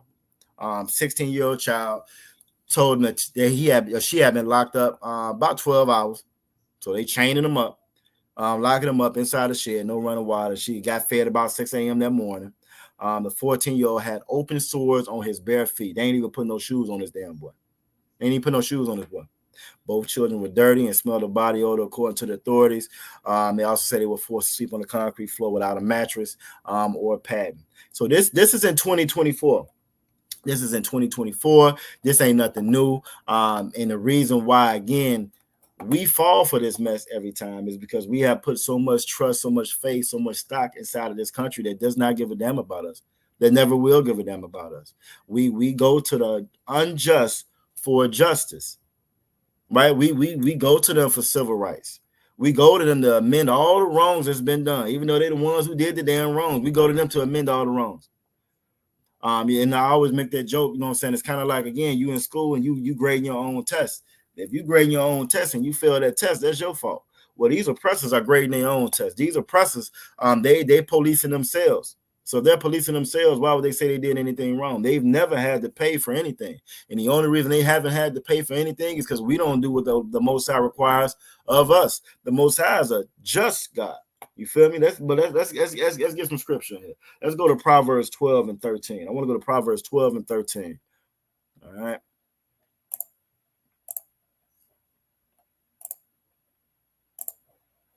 All right, so Proverbs 12 and 13 reads, the wicked is snared by the transgression of his lips, but the just shall come out of trouble. Right? What does the word snare mean? Who can type in the chat and tell me what the word snare means? Because see, when I read this, it takes me to another precept that pops up in mind. It's the way that this Bible was wrote. The way that it ties everything together, and it tells us exactly what we need to do. It's amazing to me. Aqua Farai said entrapment. That's a great word. Entrapment. It said the wicked is snared by the transgression of his lips. You see, a lot of us, you know what I'm saying, again, especially back in that day, we thought that voting was going to fix stuff like this. We thought that loving our enemy, right? We thought that loving our enemy was going to get us a pass into heaven, right? All that prosperity preaching that we grew up hearing. Aquafor also said catch and control. That's another great one. Aquaf Tawabaf said trap. Aqua Shelley said to make a mean face. Now, not sneer, but snared. I know I got sometimes my accent, but it's snare, baby, snared. So not sneer, but snared. But we gonna get it though. We gonna get it real quick. It said the wicked. There you go, our young man. That was said lured in. And see, I like those because that's getting right to where I'm trying to get to, what the Most High is expressing and saying in this verse right here. It says the wicked is snared by the transgression of his lips. Now you got a lot packed in these scriptures when you be reading them, right? So not only is it saying that person is wicked, right? They're wicked, and they because they're wicked, they are entrapped. They're trapped. They're caught and controlled. Y'all all gave great answers. They are lured in, like young man that was said. You know what I'm saying? Y'all gave great answers. But why are they lured in? Why are they trapped? Why are they inside of this entrapment? What else is this verse saying right here? Why are they being trapped in? Kidnapped. Okay, I can dig down with Aqua Shelley. Kidnapped. I can take that one. But why are they kidnapped? Why are they lured in? Why are they trapped? Why are they caught and controlled? Why is it? Who could tell me why? It said the wicked is snared by the transgression of his lips. Why? How they getting caught in these traps? Right? Who knows? Who can tell me why they're getting caught in these traps? It's one word I'm looking for. It's one word, but I'll take another word because they both mean the same just about. What word am I thinking about? And I'll give you a hint for time's sake. It's right there in that same verse right here. What word am I looking at? Why are they trapped? Why are they lured in? Why are they caught and controlled? What are they doing that's luring them into this trap, young man? Okay, Aqua for eyes on it. She said desire. That's definitely it. That's it. The desire to do what though? The desire to do what? Let me pull up a definition real quick. Let me see something. There we go. That's what I'm looking for. Give young man Edward a hand. Sin. Give him a hand. We learned last week. We went over it a couple of times. For time's sake, I'm not gonna ask y'all the precept for it, but sin. It said the wicked is snared by the transgression. Well, we know that sin is the transgression of the law, right? Following that law is keeping his commandments, the law, statutes, and commandments. You see, it's all tied together. Exactly, Aqua, for now that transgression, the transgression of his lips. We thought that voting, right? We thought that voting would fix and alleviate all our problems, right? The transgression of our lips. We thought about going out there, no justice, no peace. We thought that was going to fix it. We thought about going to that church, you know what I'm saying, and loving our enemy. That was going to fix it. By sitting across the pew from your oppressor, that was going to fix it. Not realizing that that's a sin to the Most High. That's a sin because we weren't loving one another, right? We wasn't in there. We wasn't worshiping on the Sabbath. We were worshiping other gods. We were following other nations. And when we sin, when we transgress that law, it's consequences to breaking that law. When you see that story of this couple that's got these kids that's done been adopted, that got put in the system, and this is probably, again, they probably had a slug of kids. I should have pulled up to see just how many they've had over the years, and I guarantee it's probably in double-digit numbers, the number of children that they've had. Notice they said the black children were the ones that was inside the shed. So not only was the black children chained up outside in the shed, the other children who probably weren't black, their asses went out there chained up in the shed, and they was cool with this too, right? They was cool with this too. We think because of following these other nations that, again, we're all the same, but the Bible says that we are holy, we are separate. We are set apart. And when we go against what this Bible says, when we go against what the Lord say, when we sin, when we break his laws, statutes, and commandments, we get caught up in their snares. We get caught up in their traps, right? Let me prove it to you. And then it says, but the just shall come out of trouble. The reason why we're not coming out of trouble, you want to know the reason why we're not coming out of trouble? Because we're not coming out, we're not being just. But first I want to look at this word snare real quick. Let's go to the Webster's real quick. I'm gonna stop this. And we're gonna go back to the Webster's. We're gonna look at these words a little bit. And then we're gonna look at that word just. All right. And I'm gonna show you how, again, these words that are in the Bible for a reason. All right, every word that's in this Bible is in here for a reason. It's not accidental. It's not happenstance. It didn't just get put on there. It ain't got nothing to do with no coincidences or none of that. The Most High put these words in there for a reason. And it's very important that when we read in this Bible, right, that we know why it's in there. We break these words and stuff down so we know why it's in there and what it's talking about. You know what I'm saying? So we're going to look up this word snare real quick. Let's look up snare. And so when you look at this word snare, right, show you how smart my class is, It says definition 1A, a contrivance, often consisting of a noose. It's amazing. They said noose. As many times they hung us in a noose, right, for entangling birds or mammals, right?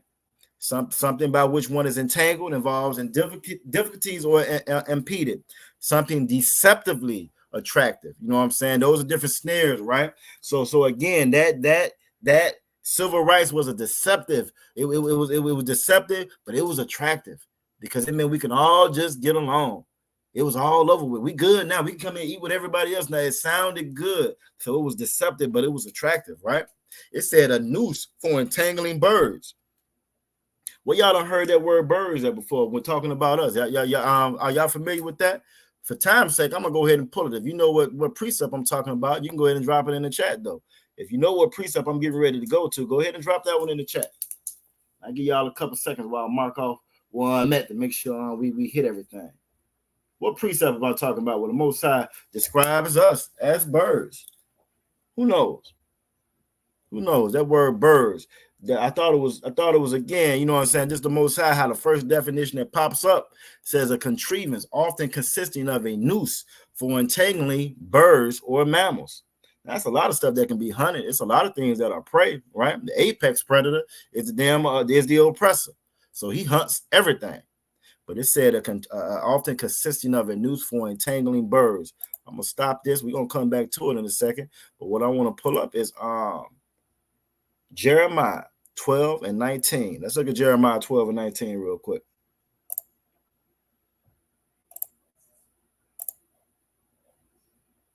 All right, we're going to look at Jeremiah 12 and 19. Jeremiah 12 and 19 reads, and I'll make it a little bit bigger. Jeremiah 12 and 19 reads, mine heritage. The Most High gave us our heritage. The Most High gave us our culture. He said, mine heritage is unto me as a speckled bird. You know, Israel, we come in all shapes, colors, and sizes. We come in all shapes, colors, and sizes. You know what I'm saying? From the light bright to very, very dark skin. You know what I'm saying? We come in all colors, shapes, and sizes. And so colorism, your shade, that don't make you Israel, and it does not exclude you from being Israel. Your shade. We come in all different colors and shades, right? You feel me? But it says, mine heritage is unto me as a speckled bird. Letting us know right here in the scripture, not only are we going to come in all different kinds of shapes, colors, and sizes, right? And let me tell you something else about these birds that he's describing us as. It says the birds round about are against her. See, if we understood these scriptures, we would know that our children being adopted by anybody else but us, they're going to be against them. That can't be good for us. They can't be good for us. Why? Because they are against her. It said, again, the birds around about are against her. All these other birds, these other nations is not that speckled bird. It's not Israel. It's not us. It's not so-called blacks, so-called Latinos, or so-called Native Indians. Those other birds are against her.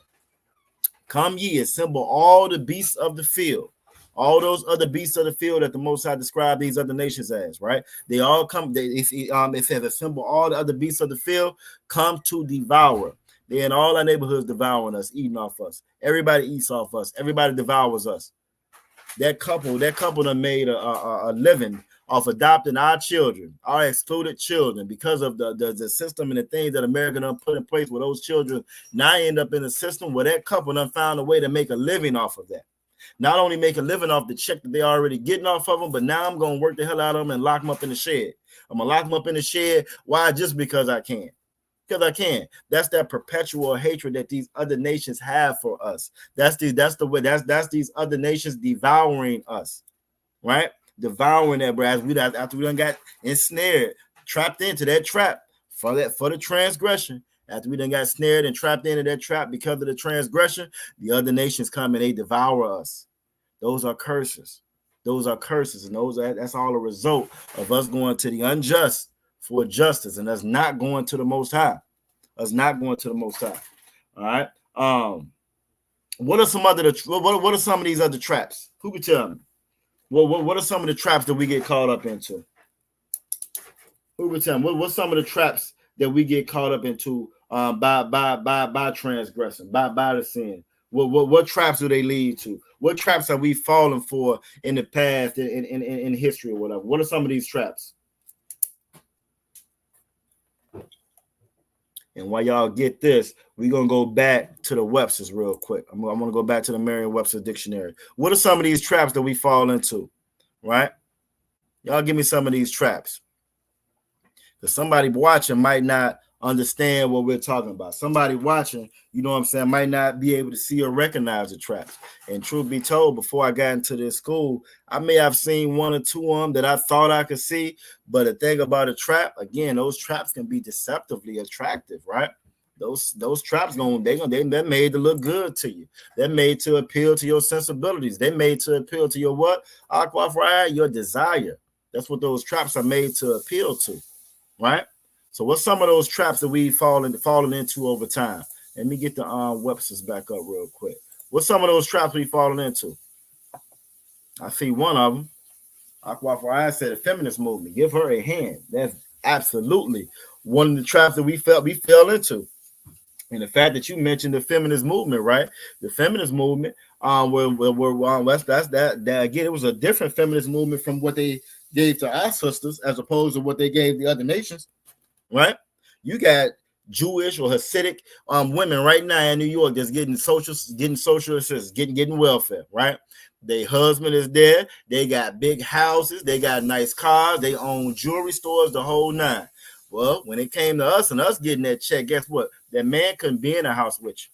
That father not being in the house with you. When you look at the stats behind a single parent household, period. Right, when you look at that stats of single motherhood, those are the children that end up in the foster care system. Right, so again, that trap that you talked about, that's what led to the transgression. That's what led to us going to these other nations and us getting caught up in it within that system right there. So that's a great one. Integration, absolutely integration. Because we fell into integration, it was deceptively attractive. That integration looked good. Boy, that look good. We was going to get what they got, right? We're going to get what they got, send our kids to their school. We're going to get the money that they get. We're going to drive the cars they drive.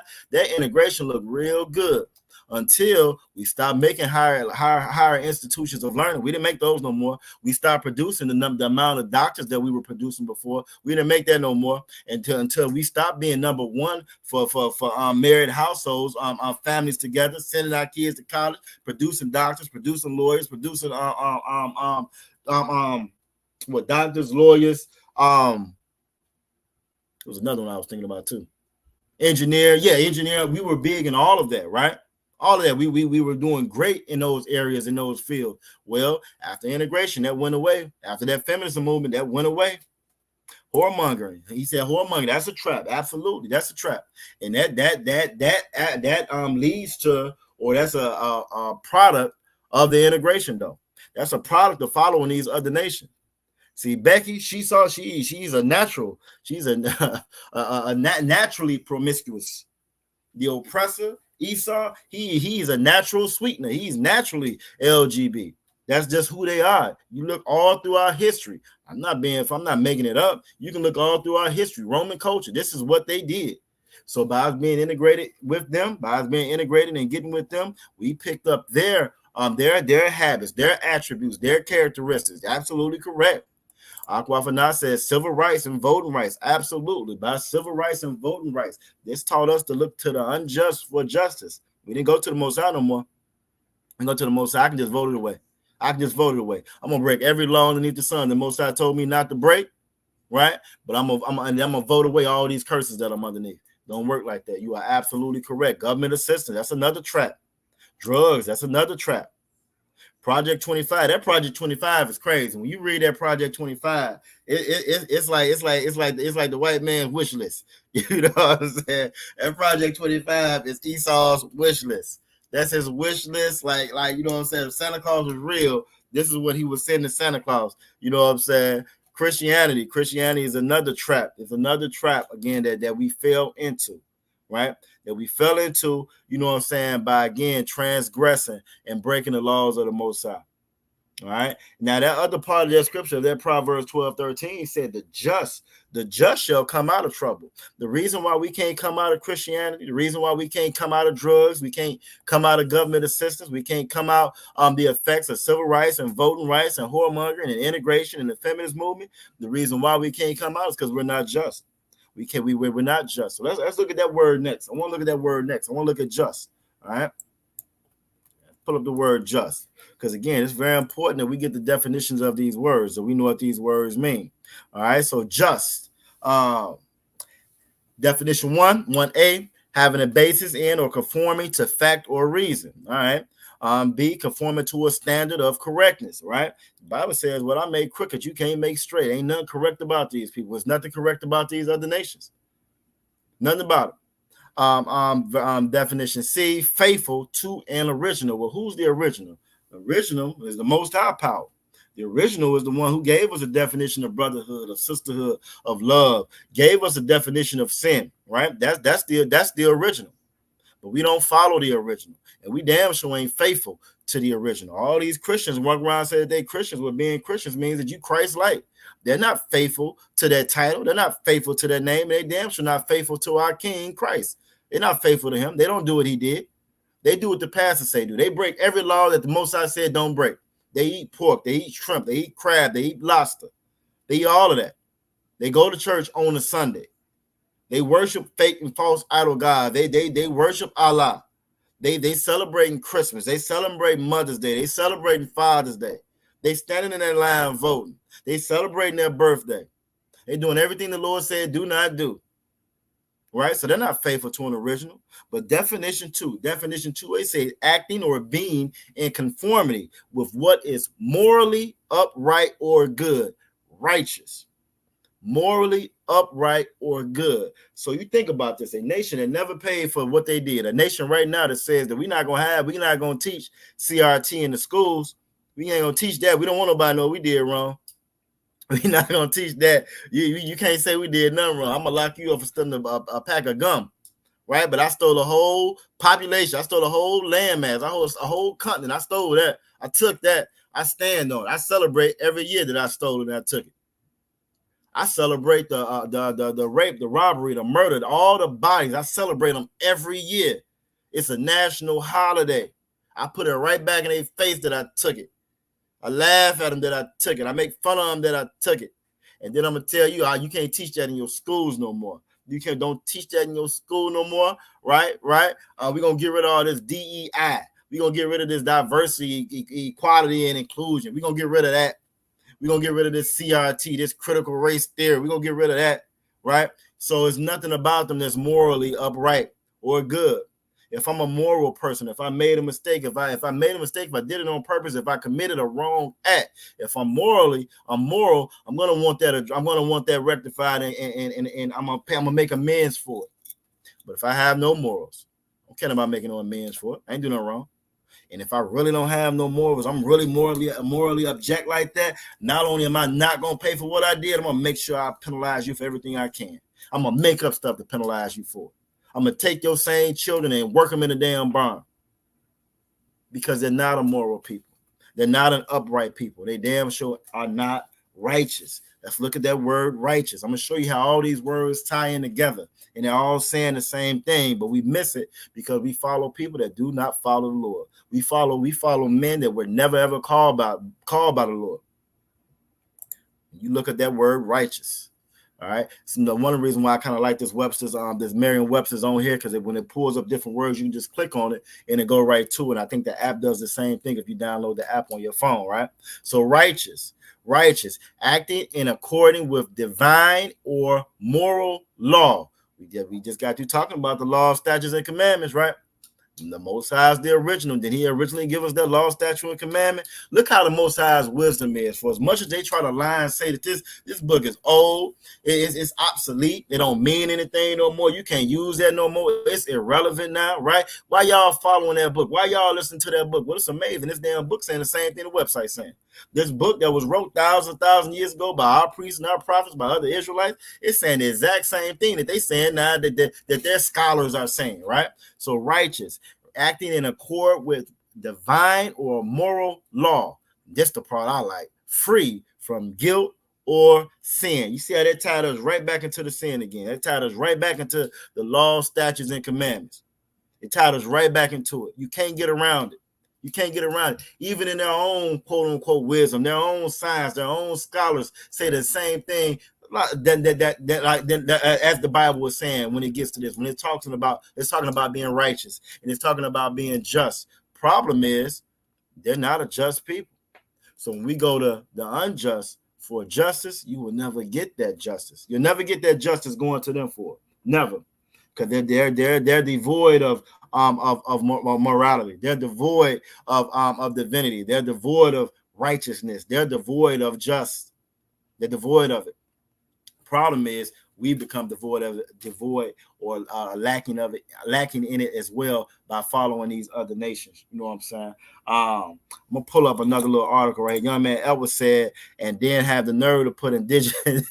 Look, but that's exactly how these people is. Have the nerve to put Indigenous People Day on the same day as Columbus Day. I think it was a way to kind of reword it or rechange it. And actually, that brings me right to this. That's perfect. You said that because it just goes to show you the spirit of these people. This is just who they are. This is who they are. I will unalive you, rape you, rob you, murder you, the whole nine. Then I'll turn around and change the name of it so I can't be found guilty of it. That's who they are. So, like you said, they changed the name of Columbus Day, right, to Indigenous People Day. I'm gonna show you another example of exactly what you're saying right here, right now. So we're gonna stop this. And what I want to pull up. Let me see which one I want to pull up first. Which one I want to pull up? Let's pull up old Virginia. Let's pull up Virginia. See if y'all familiar with this one. So in the same vein, the same spirit, you know what I'm saying, that young man that was talking about how they just like to change the name of things, you know what I'm saying, because that's just who these people are. What if this message done popped up on my screen? Hold on, that ain't what I want. Let's close that. All right, damn it.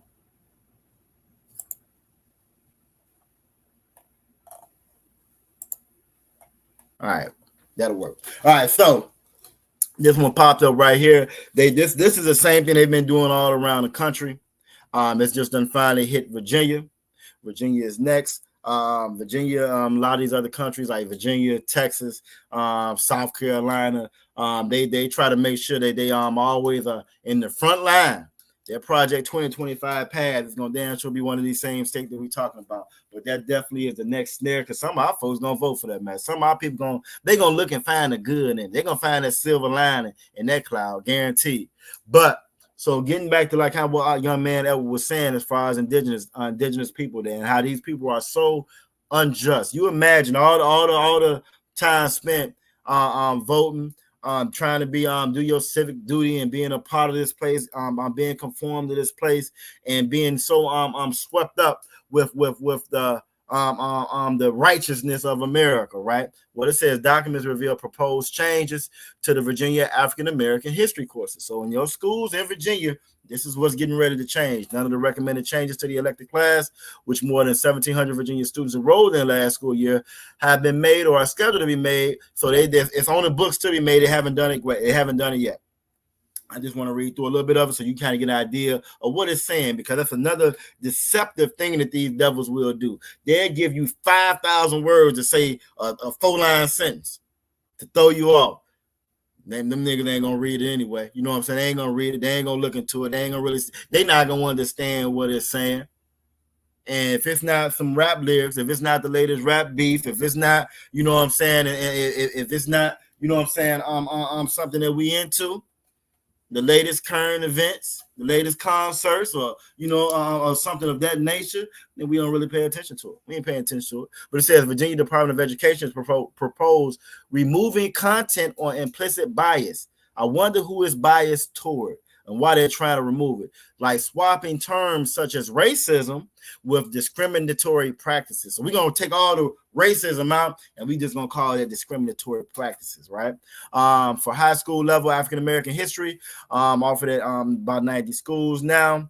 And again, even though it's saying 90 schools, that's going to be all the schools, because when they change the curriculum in one, they change the curriculum in all of them. Why? Because they're not going to buy books for this school, books for that school, book for that school. The Department of Education don't work like that. That's why when you get a state as big as Texas, when Texas changed the curriculum back in 2012, right? They started calling slavery the Great Migration and all that. Everybody else in the country started to change as well, which is why you're seeing these same changes here, right? Same changes here. But again, let's keep going. Which one? It's a couple more that so you can really understand what they're saying right now. So again, racism is going to be changed to discriminatory practices. It's going to take it's going to be the evolution of racism in the United States, Richmond's role in slave trade, economic disparity, privilege, red line system, all this stuff. These are the things that are going to change. These are all the stuff. All the stuff is going to get changed over it, right? See what else? Because it get good the further down you get into it. It starts to make sense the further down you get into it. I bet. So terms and phrases such as rise of racism or institutional racism and white supremacy were also recommended to be replaced with discriminatory practices or racial violence. All right, so that's going to change. Won't be no more white supremacy in there. These documents show the same pattern of attempts to whitewash and erase Americans' legacy of racism that we've seen in other states like Florida. So again, slavery is going to be no longer slavery. That's just going to be, what I'm saying, just discriminatory practices. That's what that's going to be. What else? What is another line I wanted to make sure? Yeah, I should have highlighted. They're going to change the definition of privilege. They don't like it when we say that they got white privilege. That's going to go away.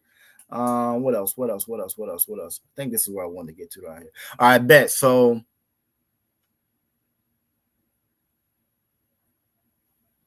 okay, now you've heard us talking here before about the eugenics movement, right?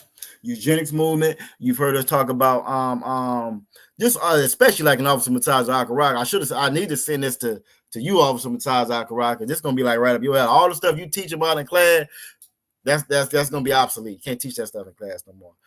So the recommended change is gonna be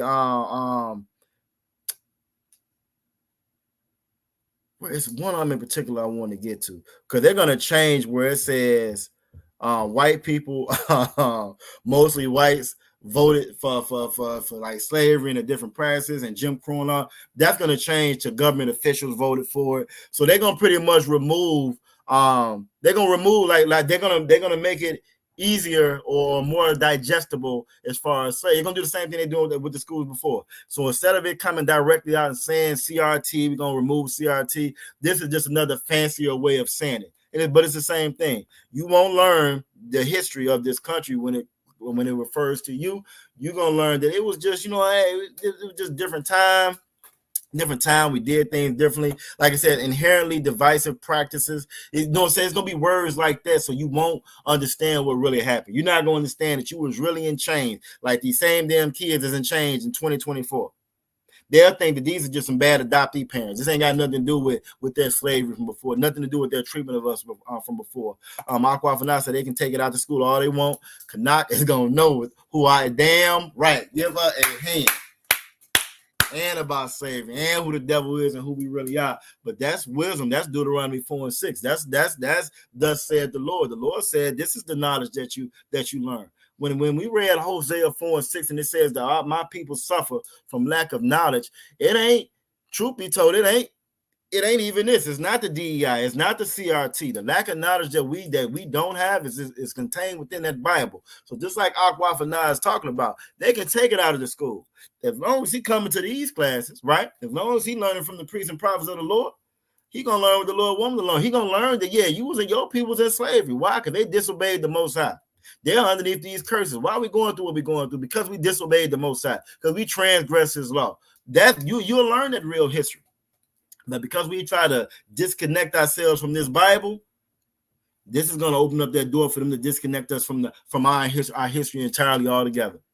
So not only will you walk around here thinking that you're some African, you're not even going to realize that you was a slave here before. You feel me? I was sometimes I said this is why UPK history classes are so important. You are absolutely correct. So our people can get the actual truth of history. It's saying, you know what I'm saying, that they say out in the world that, you know, history is his story. To the victor goes the spoils. The history that we get, the history that they tell us is what they want us to know. But what you're seeing right now, though, the amazing thing about it, they're not doing this in secret. This ain't a secret. This is right in front of your face. There's gonna be some of our people that's gonna, well, you gotta vote for the lesser of two evils, and them voting for the lesser of two evils, they're gonna vote for this as well. They will, because there's gonna be something attached to it. There's gonna be something attached to it that they want, that they desire. There's gonna be something attached to it that they want and they desire, and because they want and they desire that, they're gonna sin and go ahead and vote like the Most High said don't do, and they're gonna be voting for this as well. They're gonna vote for this as well. So again, this is just to show you, again, who these people are. Now, how can we avoid something like this? I'm going to show you how we can avoid something like this. I'm going to show you how wise this Bible is. I'm going to show you the wisdom of this doggone Bible. As much as they try to say it's obsolete, as much as they try to say that we don't need that no more, right? They try to say this, it's irrelevant, right? That we can't get anything from it. We wasting our time, you know what I mean? It's make-believe. Let me show you what the Bible says about these same doggone people, though. Same one. Did I have it pulled up? Where is it at? I thought I had it pulled up already. It's all good. I don't, but I'll put it up on the screen so you'll be able to see it. This is a good time to teach. Right now on this app right here is on the King James Standard. Again, when you come to that King James 1611 version, which is what we all should be using, what we should all have, that 1611 is going to have what's called the Apocrypha of the lost books in it, right? We're going to click right here on the 1611 version. And now when I go down to my drop-down list, you're going to see all these books right here, starting with, did my page refresh? Hold on. Now, when I click on the drop-down list, you'll see these books here, starting with First Ezra, all the way down to Second Maccabees. These books right here in the Bible contain the Greek captivity, right? When them Greeks took over. If y'all were fortunate enough to see Book of Clarence, right? Then the Greeks and the Romans, they were taking over then, right? And that's the period of time they was talking about then. The reason why, again, you were missing a big portion of that. We don't understand that when Christ was here, Christ was going against these same people that we're going against now. Same way how they hung him and how they kept on hanging us through in the South, even in today in 2024. Same way how they had us chained up then, they had us chained up now in 2024. Nothing ever changed. Nothing ever changed. And because nothing ever changed, when you go in here, you go to Ecclesiasticus.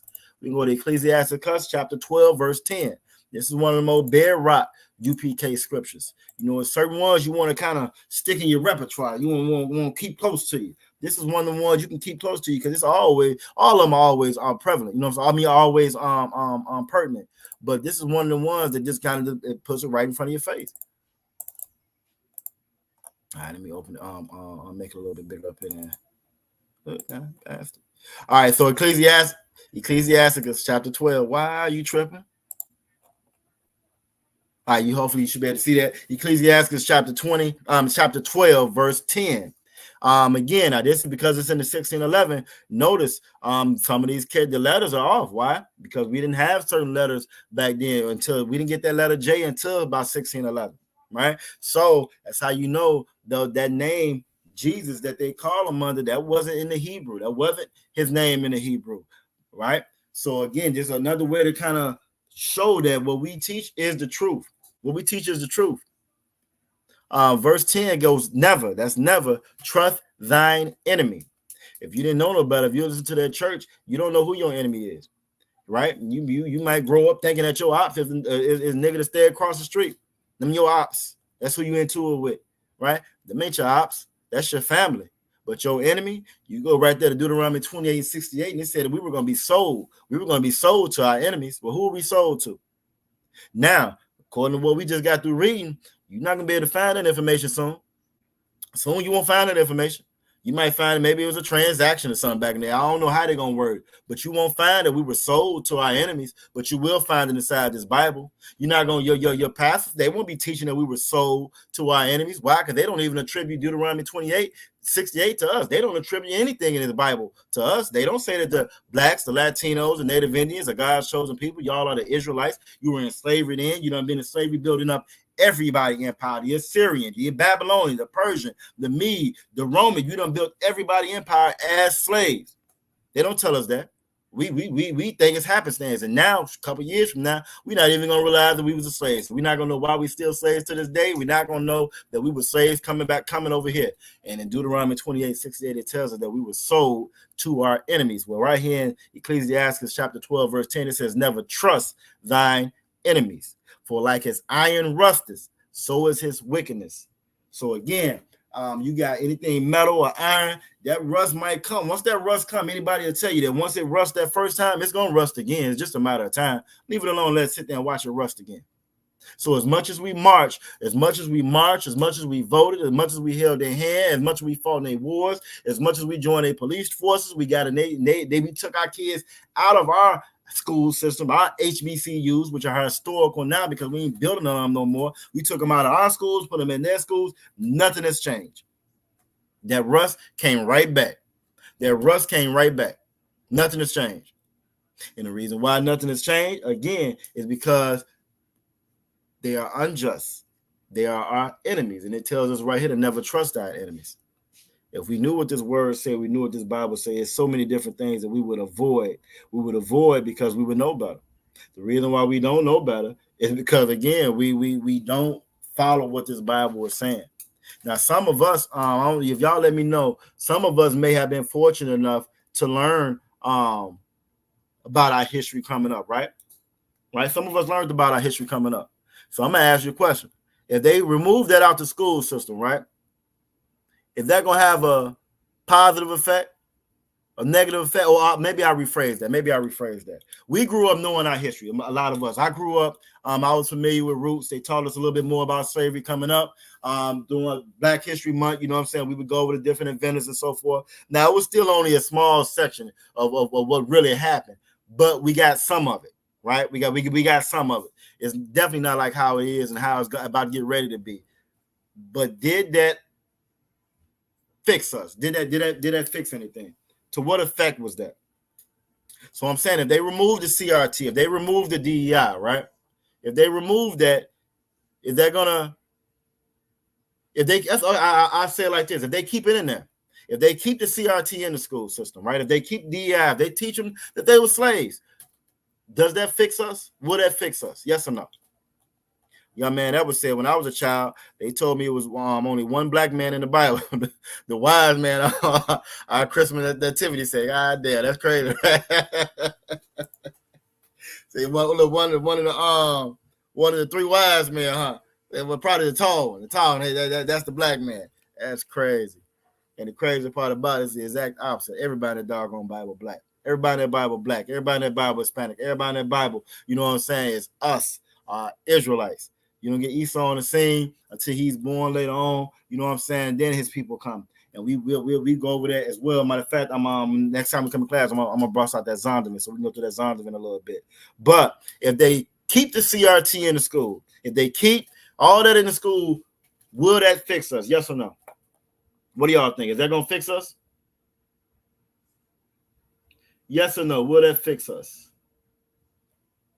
And while y'all telling me that answer, we just about to end. We might go about 5-10 minutes over, but other than that, we right on time. We right on time where we need to be at, which is rare for us. What else I want to get? So we looked at righteous. We looked at this. Let me pull this little report up right here. I got some answers coming in. Now, some of y'all may be into sports. I'm not into them like I used to be, but I found this article. What is up with all these doggone pop-ups? I found this article interesting. I may not be able to look at it because they had pop-up on here. Okay, here we go. All right. So I got some answers coming in. I got Aquafra said we have to know and understand the days of old. Damn right, and see y'all are wise because y'all been in here. This is Emmitt Smith. Y'all may know Emmitt Smith, great football player. He was interviewing Reggie Jackson, right? Reggie Jackson is I think he's a baseball player from back in the day, if I'm not mistaken. Hold on, I might be wrong. Yeah. He's a Hall of Famer from baseball, I believe. But anyway, he said he was interviewing him. He said Reggie Jackson's stories of racism in Birmingham, Alabama, and why DEI is so vital. And this is why I asked that question. Now, this is somebody that again has more I wouldn't say so much more experience, but he's right there integrating sports and so forth. And so when you read this report, a lot of times we look at a lot of these stars, you know what I'm saying, and we think that they have it so much better. Think they have it so much better. But a lot of times it's a lot of regret in there. It's actually a story I was going to pull up with Roy Jones. I don't know if y'all familiar with Roy Jones, but his son just committed suicide. So we always tend to think that things are better on that other side, not realizing it's no way to escape these curses. There's no way to escape these curses. So it says Reggie Jackson's recounting last week of the racism he endured while playing in Birmingham in 1967, which again isn't that far away from where we are now, right? Them same devils that had them kids locked up, they was around this time. Reinforces why DEI is diversity, equity, and inclusion. Another word for CRT, another word for affirmative action programs or whatever. And whenever you hear that word DEI, they trying to say niggas. They saying blacks, Latinos, Native Indians specifically. They saying blacks. Another Hall of Famer in a different sport said, what is that? He said that he felt like DEI was important, that it be taught, that he was remember being called a N-word, being refused service at restaurants and hotels while being a member of the Birmingham A's. He says it needs to be told so we don't continue to make the same mistakes over and over again. Now, and even though he said that, right? Even though he said that, he also chimed it up. I think they asked him if he could, would he go back and do it again? And his response was like, no. He has one account where he says he one of the coaches. I guess he's a famous coach, Paul Bear Bryant, whoever. You know, I'm not the biggest fan of football, but anyway, one of the coaches put his hand on his shoulder and said, "This is the kind of nigga we need to be." You feel me? And he said it as a compliment, but he said he didn't take it as a compliment, of course. So person calling you, and where you're not gonna take it as a compliment, right? And then they asked him, you know what I'm saying, if he could go back and do it again, if he would, he said no, he wouldn't. So again, we hear a lot of these stories and we think so great. They force feed us the Jackie Robinsons, and they force feed us the Martin Luther Kings, but then you'll speak to some of these other ones, they get to tell you how it was, and it wasn't beautiful, it wasn't pretty. It's just that these things are romanticized to us now. Why? So that we'll keep on falling into that same snare, into that same trap. When I asked y'all if y'all think that it would make a difference, if it would fix anything, all the answers I got was la. They were la, and those answers are absolutely correct. Reason why it's not going to fix anything. It's not going to fix anything. We can have Black history courses every day, all day, African American studies, every story, every one you go to. You have Greek fraternities at the HBCUs. At the HBCUs, you got Greek fraternities. Now, what's crazy about this, right? I remember some years back. Side note, I'm working. I was working. I had a slavery somewhere else, right? And we ended up loading trucks. And I was a little bit older, but the cats that was in there loading the trucks with me were a little younger, right? So they in there, they loading or whatever. And like even before the truth, I'm always been pro us, right? So I'm in there talking or whatever, and I'm saying, well, you know this, you know that, and you know it was like this before, like that. And when I say that they were oblivious to everything that I was saying, and these was young brothers that was in college at a HBCU at Virginia State, and they were oblivious to what I was saying. They were oblivious to us being slaves. It blew my mind. Because I would have thought that with them being at a HBCU, this would be something that they would teach. Well, no, it don't work like that. And it's not something that they focus on right there. I think at that time he told me, well, now African American studies, that's an elective. Ain't that let that Captain Cesare I'll be saying, let that sizzle in your spirit. At a HBCU, you at a historically Black college, but that's an elective to learn about African American studies.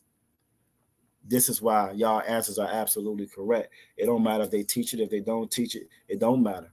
And the reason why, if we don't know what these scriptures say, then we still not gonna get no kind of justice. We're gonna hit 2 more scriptures and we're gonna be out of here. We're gonna go ahead and pull Deuteronomy 32:7. Remember the days of old, like Aqua brought up, because that's a great one to pull. We're gonna pull that one, then we're gonna go to this last one I want to get, then we're gonna get on up out of here. But y'all did a great job tonight. Let's get it. Deuteronomy 32:7.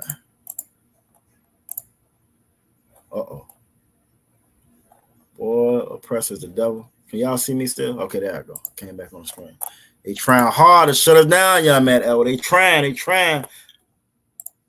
All right, so Deuteronomy 32:7. You know what I'm saying? Again, another bedrock scripture for the UPK, especially for us. And here is certain ones that we touch on because they're so important. All the scriptures are important. Every word, every comma, every period, every dot. But again, it's just certain ones you want to tuck in your pocket and be ready that you can pull out whenever. You know what I'm saying? And it'll cut through all the garbage. Deuteronomy 32:7 says, remember the days of old. And this is exactly what we're talking about as far as what they're trying to take out of the school. They're trying to take that out of the school. However, these scriptures, they're going to tell us about the days of old. These scriptures, they're going to bring back all of this to remember. They're going to keep the Most High's heritage legacy alive, right? So we can pass it down, so we can learn these laws, statutes, and commandments, so we can get the hell up out of here. Remember the days of old. Consider the years of many generations.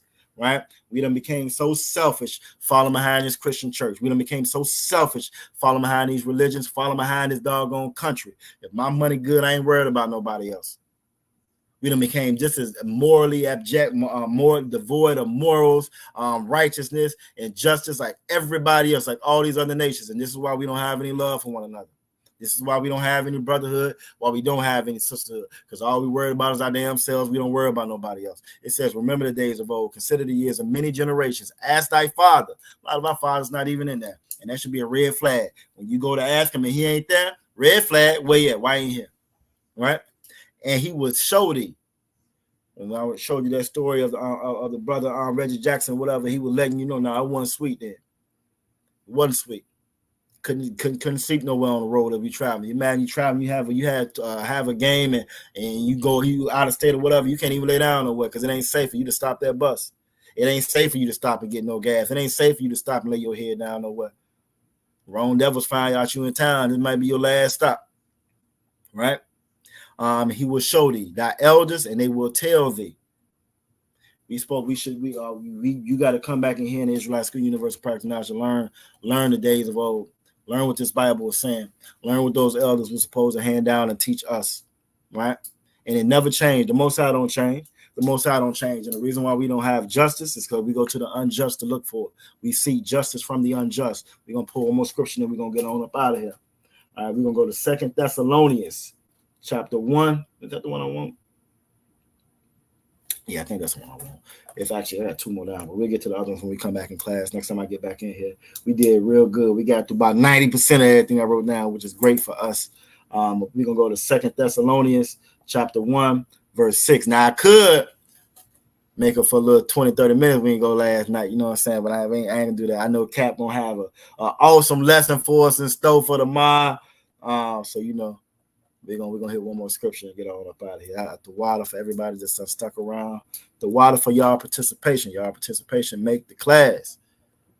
We're gonna go to 2 Thessalonians chapter 1. I think I already got that one pulled up. No, hold on. Verse 5.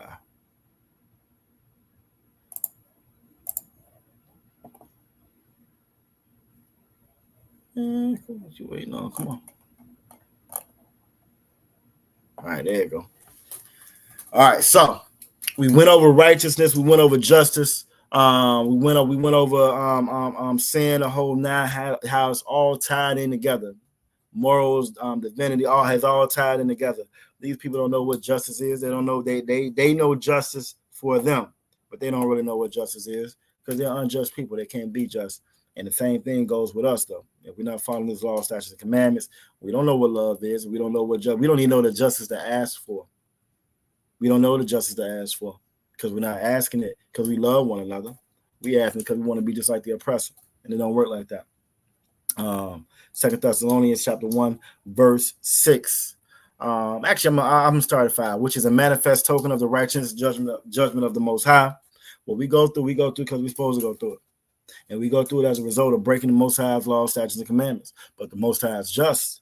So the same way how he administer those curses when we don't do what we're supposed to do, same way how he'll fulfill those promises that he said he was going to give us if we did do what he said, if we did follow these laws, statutes, and commandments. You feel me?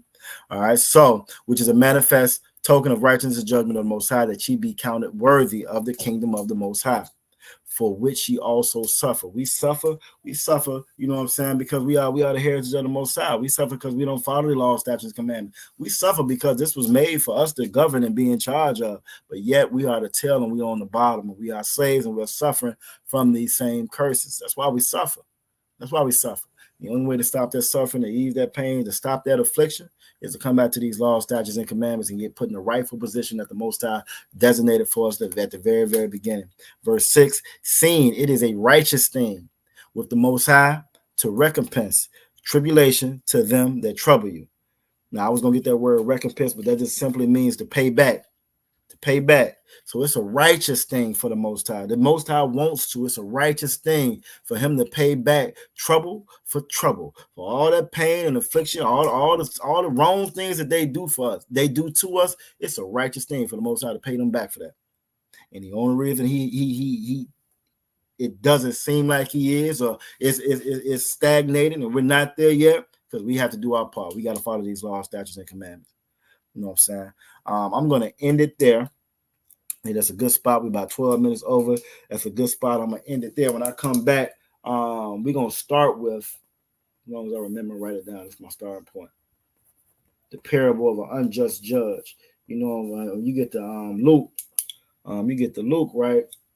It talks about an unjust judge. And even with an unjust judge, lady keep coming back and forth asking for justice, even with an unjust judge, because he getting on her nerve. I'm going to go ahead and get this justice for this lady. And so it's saying if an unjust judge would do that, even these judges in some of these courts, you feel me? They try to be somewhat, you know what I'm saying? They try to at least keep the docket clear. You feel me?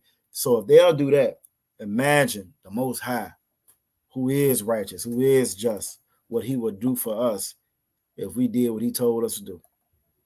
You feel me? If we follow these laws and statutes and commandments like he told us to, you imagine what he would do for us. We wouldn't have to worry about no CRT or no DEI. We wouldn't have to worry about none of that. Reason being, the Most High will facilitate all that. You know what I'm saying? We would have our own. We would be the teachers like we're supposed to be. And the only reason we're not in the position that we need to be is because we follow everybody else and not the Most High. Everybody else and not the Most High. So with that being said, do we have any questions, comments, or concerns about anything? If not, we're going to go ahead and get to the security announcements. Shout out to the brothers that went down to North Carolina. Give them a hand. There's been some awesome videos online. I wasn't able to make it down there, but Salaki, but Virginia showed up. DC showed up. Went down there and helped out the brothers in North Carolina. The kids down there, the people down there in the projects or whatever. Everybody forgot about our people. The generals then brought out how the same organizations as down there that have been getting millions and millions and millions of dollars. Non-profits down there, and ain't doing nothing with the people. But they gave out food, they gave out clothing. There's one video, man. I ain't lying. I love that video, man. Little dude, he trying to the wrist guards on. You know what I'm saying? They saluting. And then, but the one I think that touched me the most was the little guy took off his shoes, his old shoes, throwing them things in the trash and was putting on the shoes that he got out there. And that just shows you the poverty that our people in and the afflictions that our people are under. You know what I'm saying? Again, because of these curses. These curses are real, just like young man Edward said in the beginning. These curses are real, and the only way that we're gonna really be able to be in a position to help one another, to alleviate that, to pull us out of that, is by following these laws, statutes, and commandments. So again, shout out to them brothers. Niggas made me proud. You know what I'm saying? They doing out there and made me proud. It was a beautiful, beautiful, beautiful thing to see. At the water, y'all make sure y'all send those ties in. When y'all send those ties in, you got to worry about us spending no money on no jet. You know what I'm saying? We ain't trying to get no jet, you know what I'm saying, going on men's retreat, none of that. You feel me? We ain't trying to buy a whole bunch of matching purple outfits, none of the above, you know what I'm saying? That's gonna go to minister, which means to serve our people. You feel me? That's what you saw out there on those videos that came out. Again, the water to them brothers, y'all did a hell of a job out there. Made me proud to know I'm part of this Virginia camp, you know what I'm saying? And the water to Commander Junior Hunter, you know what I'm saying, for just holding on to this legacy and passing it down to us. Holding on to this legacy and passing it down to us. Y'all endure. You endure to the end. You know what I'm saying? You endure to the end. Y'all stay strong. Y'all keep on coming back. Make sure y'all got y'all questions for tomorrow. Tomorrow's the scripture breakdown class. You feel me? Tomorrow's a scripture breakdown class. Make sure y'all bring those questions for tomorrow, so you can get a better understanding of this word. You feel me? Never think that you know everything that's in here. Is so compact with wisdom. It's so much. It's everything that we need. You feel me? But you gotta do your due diligence to make sure that you're learning. You feel me? Don't just be an observer of the word. You want to be a doer of this word. The only way you're gonna be a doer of this word is you know what this word is saying to do. You feel me? The water for everybody that joined us tonight. And with that, I am going to get ready. Damn right, the water, y'all. The water aqua. Y'all make the class. The sisters be coming in here showing out. But we gonna catch up and do our thing. Y'all make sure y'all tune in for the scripture breakdown class tomorrow. And on Friday, we're gonna be right back with the Lasha 1 Quadash class. You know, we're gonna do what Virginia does. So the water for everybody joining us. I'm gonna have these things pulled up on the computer next time. I do this every time where I gotta come in here and look at them. Then I can't halfway find them. I should know about heart now, huh? Maybe I'll try to do it about heart if I can't find it real. So we're gonna see. The water. No, Most High Christ, I sure will. My brother, you know what I'm saying? Where the hell is he? No, okay, I know where they at. My bad. I forgot my own name, yeah. All right, so we're gonna wait to get to these security announcements again. The water for everybody tuning in, all the participation, the brotherhood and the sisterhood. That's real brotherhood and sisterhood. Real brotherhood and sisterhood is showing up to these doggone classes. You feel me? When you could be doing anything else, but you chose to be in here with us. You chose to come here and learn these laws, statutes, and commandments. You feel me? That's real brotherhood, real sisterhood. That's real love. At the water for that. We are the Israelite School of Universal Practical Knowledge. Started out of 1 West, 125th Street, out of Harlem, New York, under Commanding General Yohana. Since 1969, we've been teaching the truth of the Bible that all so-called blacks, Latinos, and Native Indians are God's chosen people. You are the Israelites. You feel me? We're not affiliated with any Christian organization, and we're not affiliated with any other fake Israelite group. If it ain't ISUPK, yeah, not the home of the truth. They're not the truth. They lying to you. You feel me? Rule for new brother sister. When new brother sister come to school, they're off limits for 6 months. They ought to be saluted only. They are here to share themselves of the world. They need transportation. The teacher will arrange it. After 6 months, if a brother or sister has an interest in a particular person, he or she must get permission from the head to speak to a brother or sister. There's another 6-month period in which the brother and sister will court each other. After this 6 months period, the brother and sister will get permission from the head to marry. Tithes, which is a commandment from the Most High, found in Numbers chapter 18, verse 21, and Malachi chapter 3, verses 8 through 10. It means 10th in the Hebrew, ma'ashara. 10% of every penny of any increase the Most High give you, you want to give to the Treasury Department of the teacher. There's also a priest fund. That priest fund is a free will offering for the priest. It's not mandatory. That can be in whatsoever amount that you would like.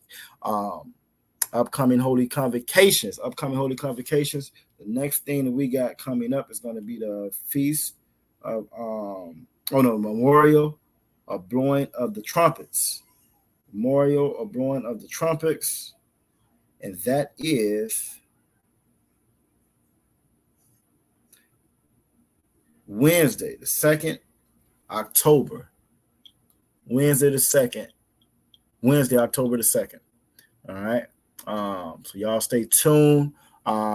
Stay tuned on the YouTube page, different social media pages, or you can always call the school if you need any information as well about any high holy days or whatever be coming up to let you know what we're gonna be doing. We probably will be doing something at the school. And with that being said, if there's anybody that wants to be any brothers that want to be a trooper, you want to make sure you're in all black boots, shirts, headband, war scarf, the whole nine. You in here ready to go, you ready to serve. Come here and get in this work. Now, sisters, y'all can't be troopers, but we damn sure need your help, your support, your brother, your sisterhood. You want to make sure your head is covered when you're in class, when the word's coming out. Brothers, you want to make sure your head is uncovered again. War scarf, war crown.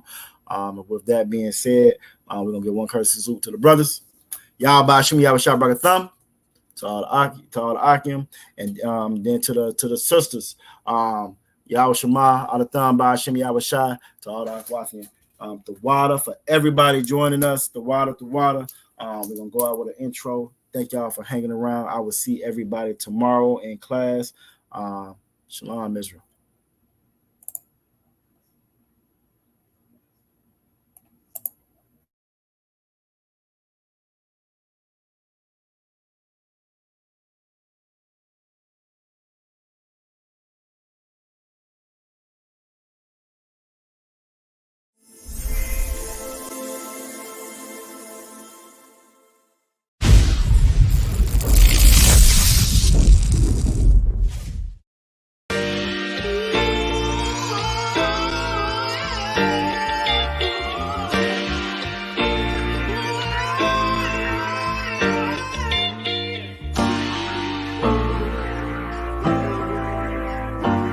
Talk to me.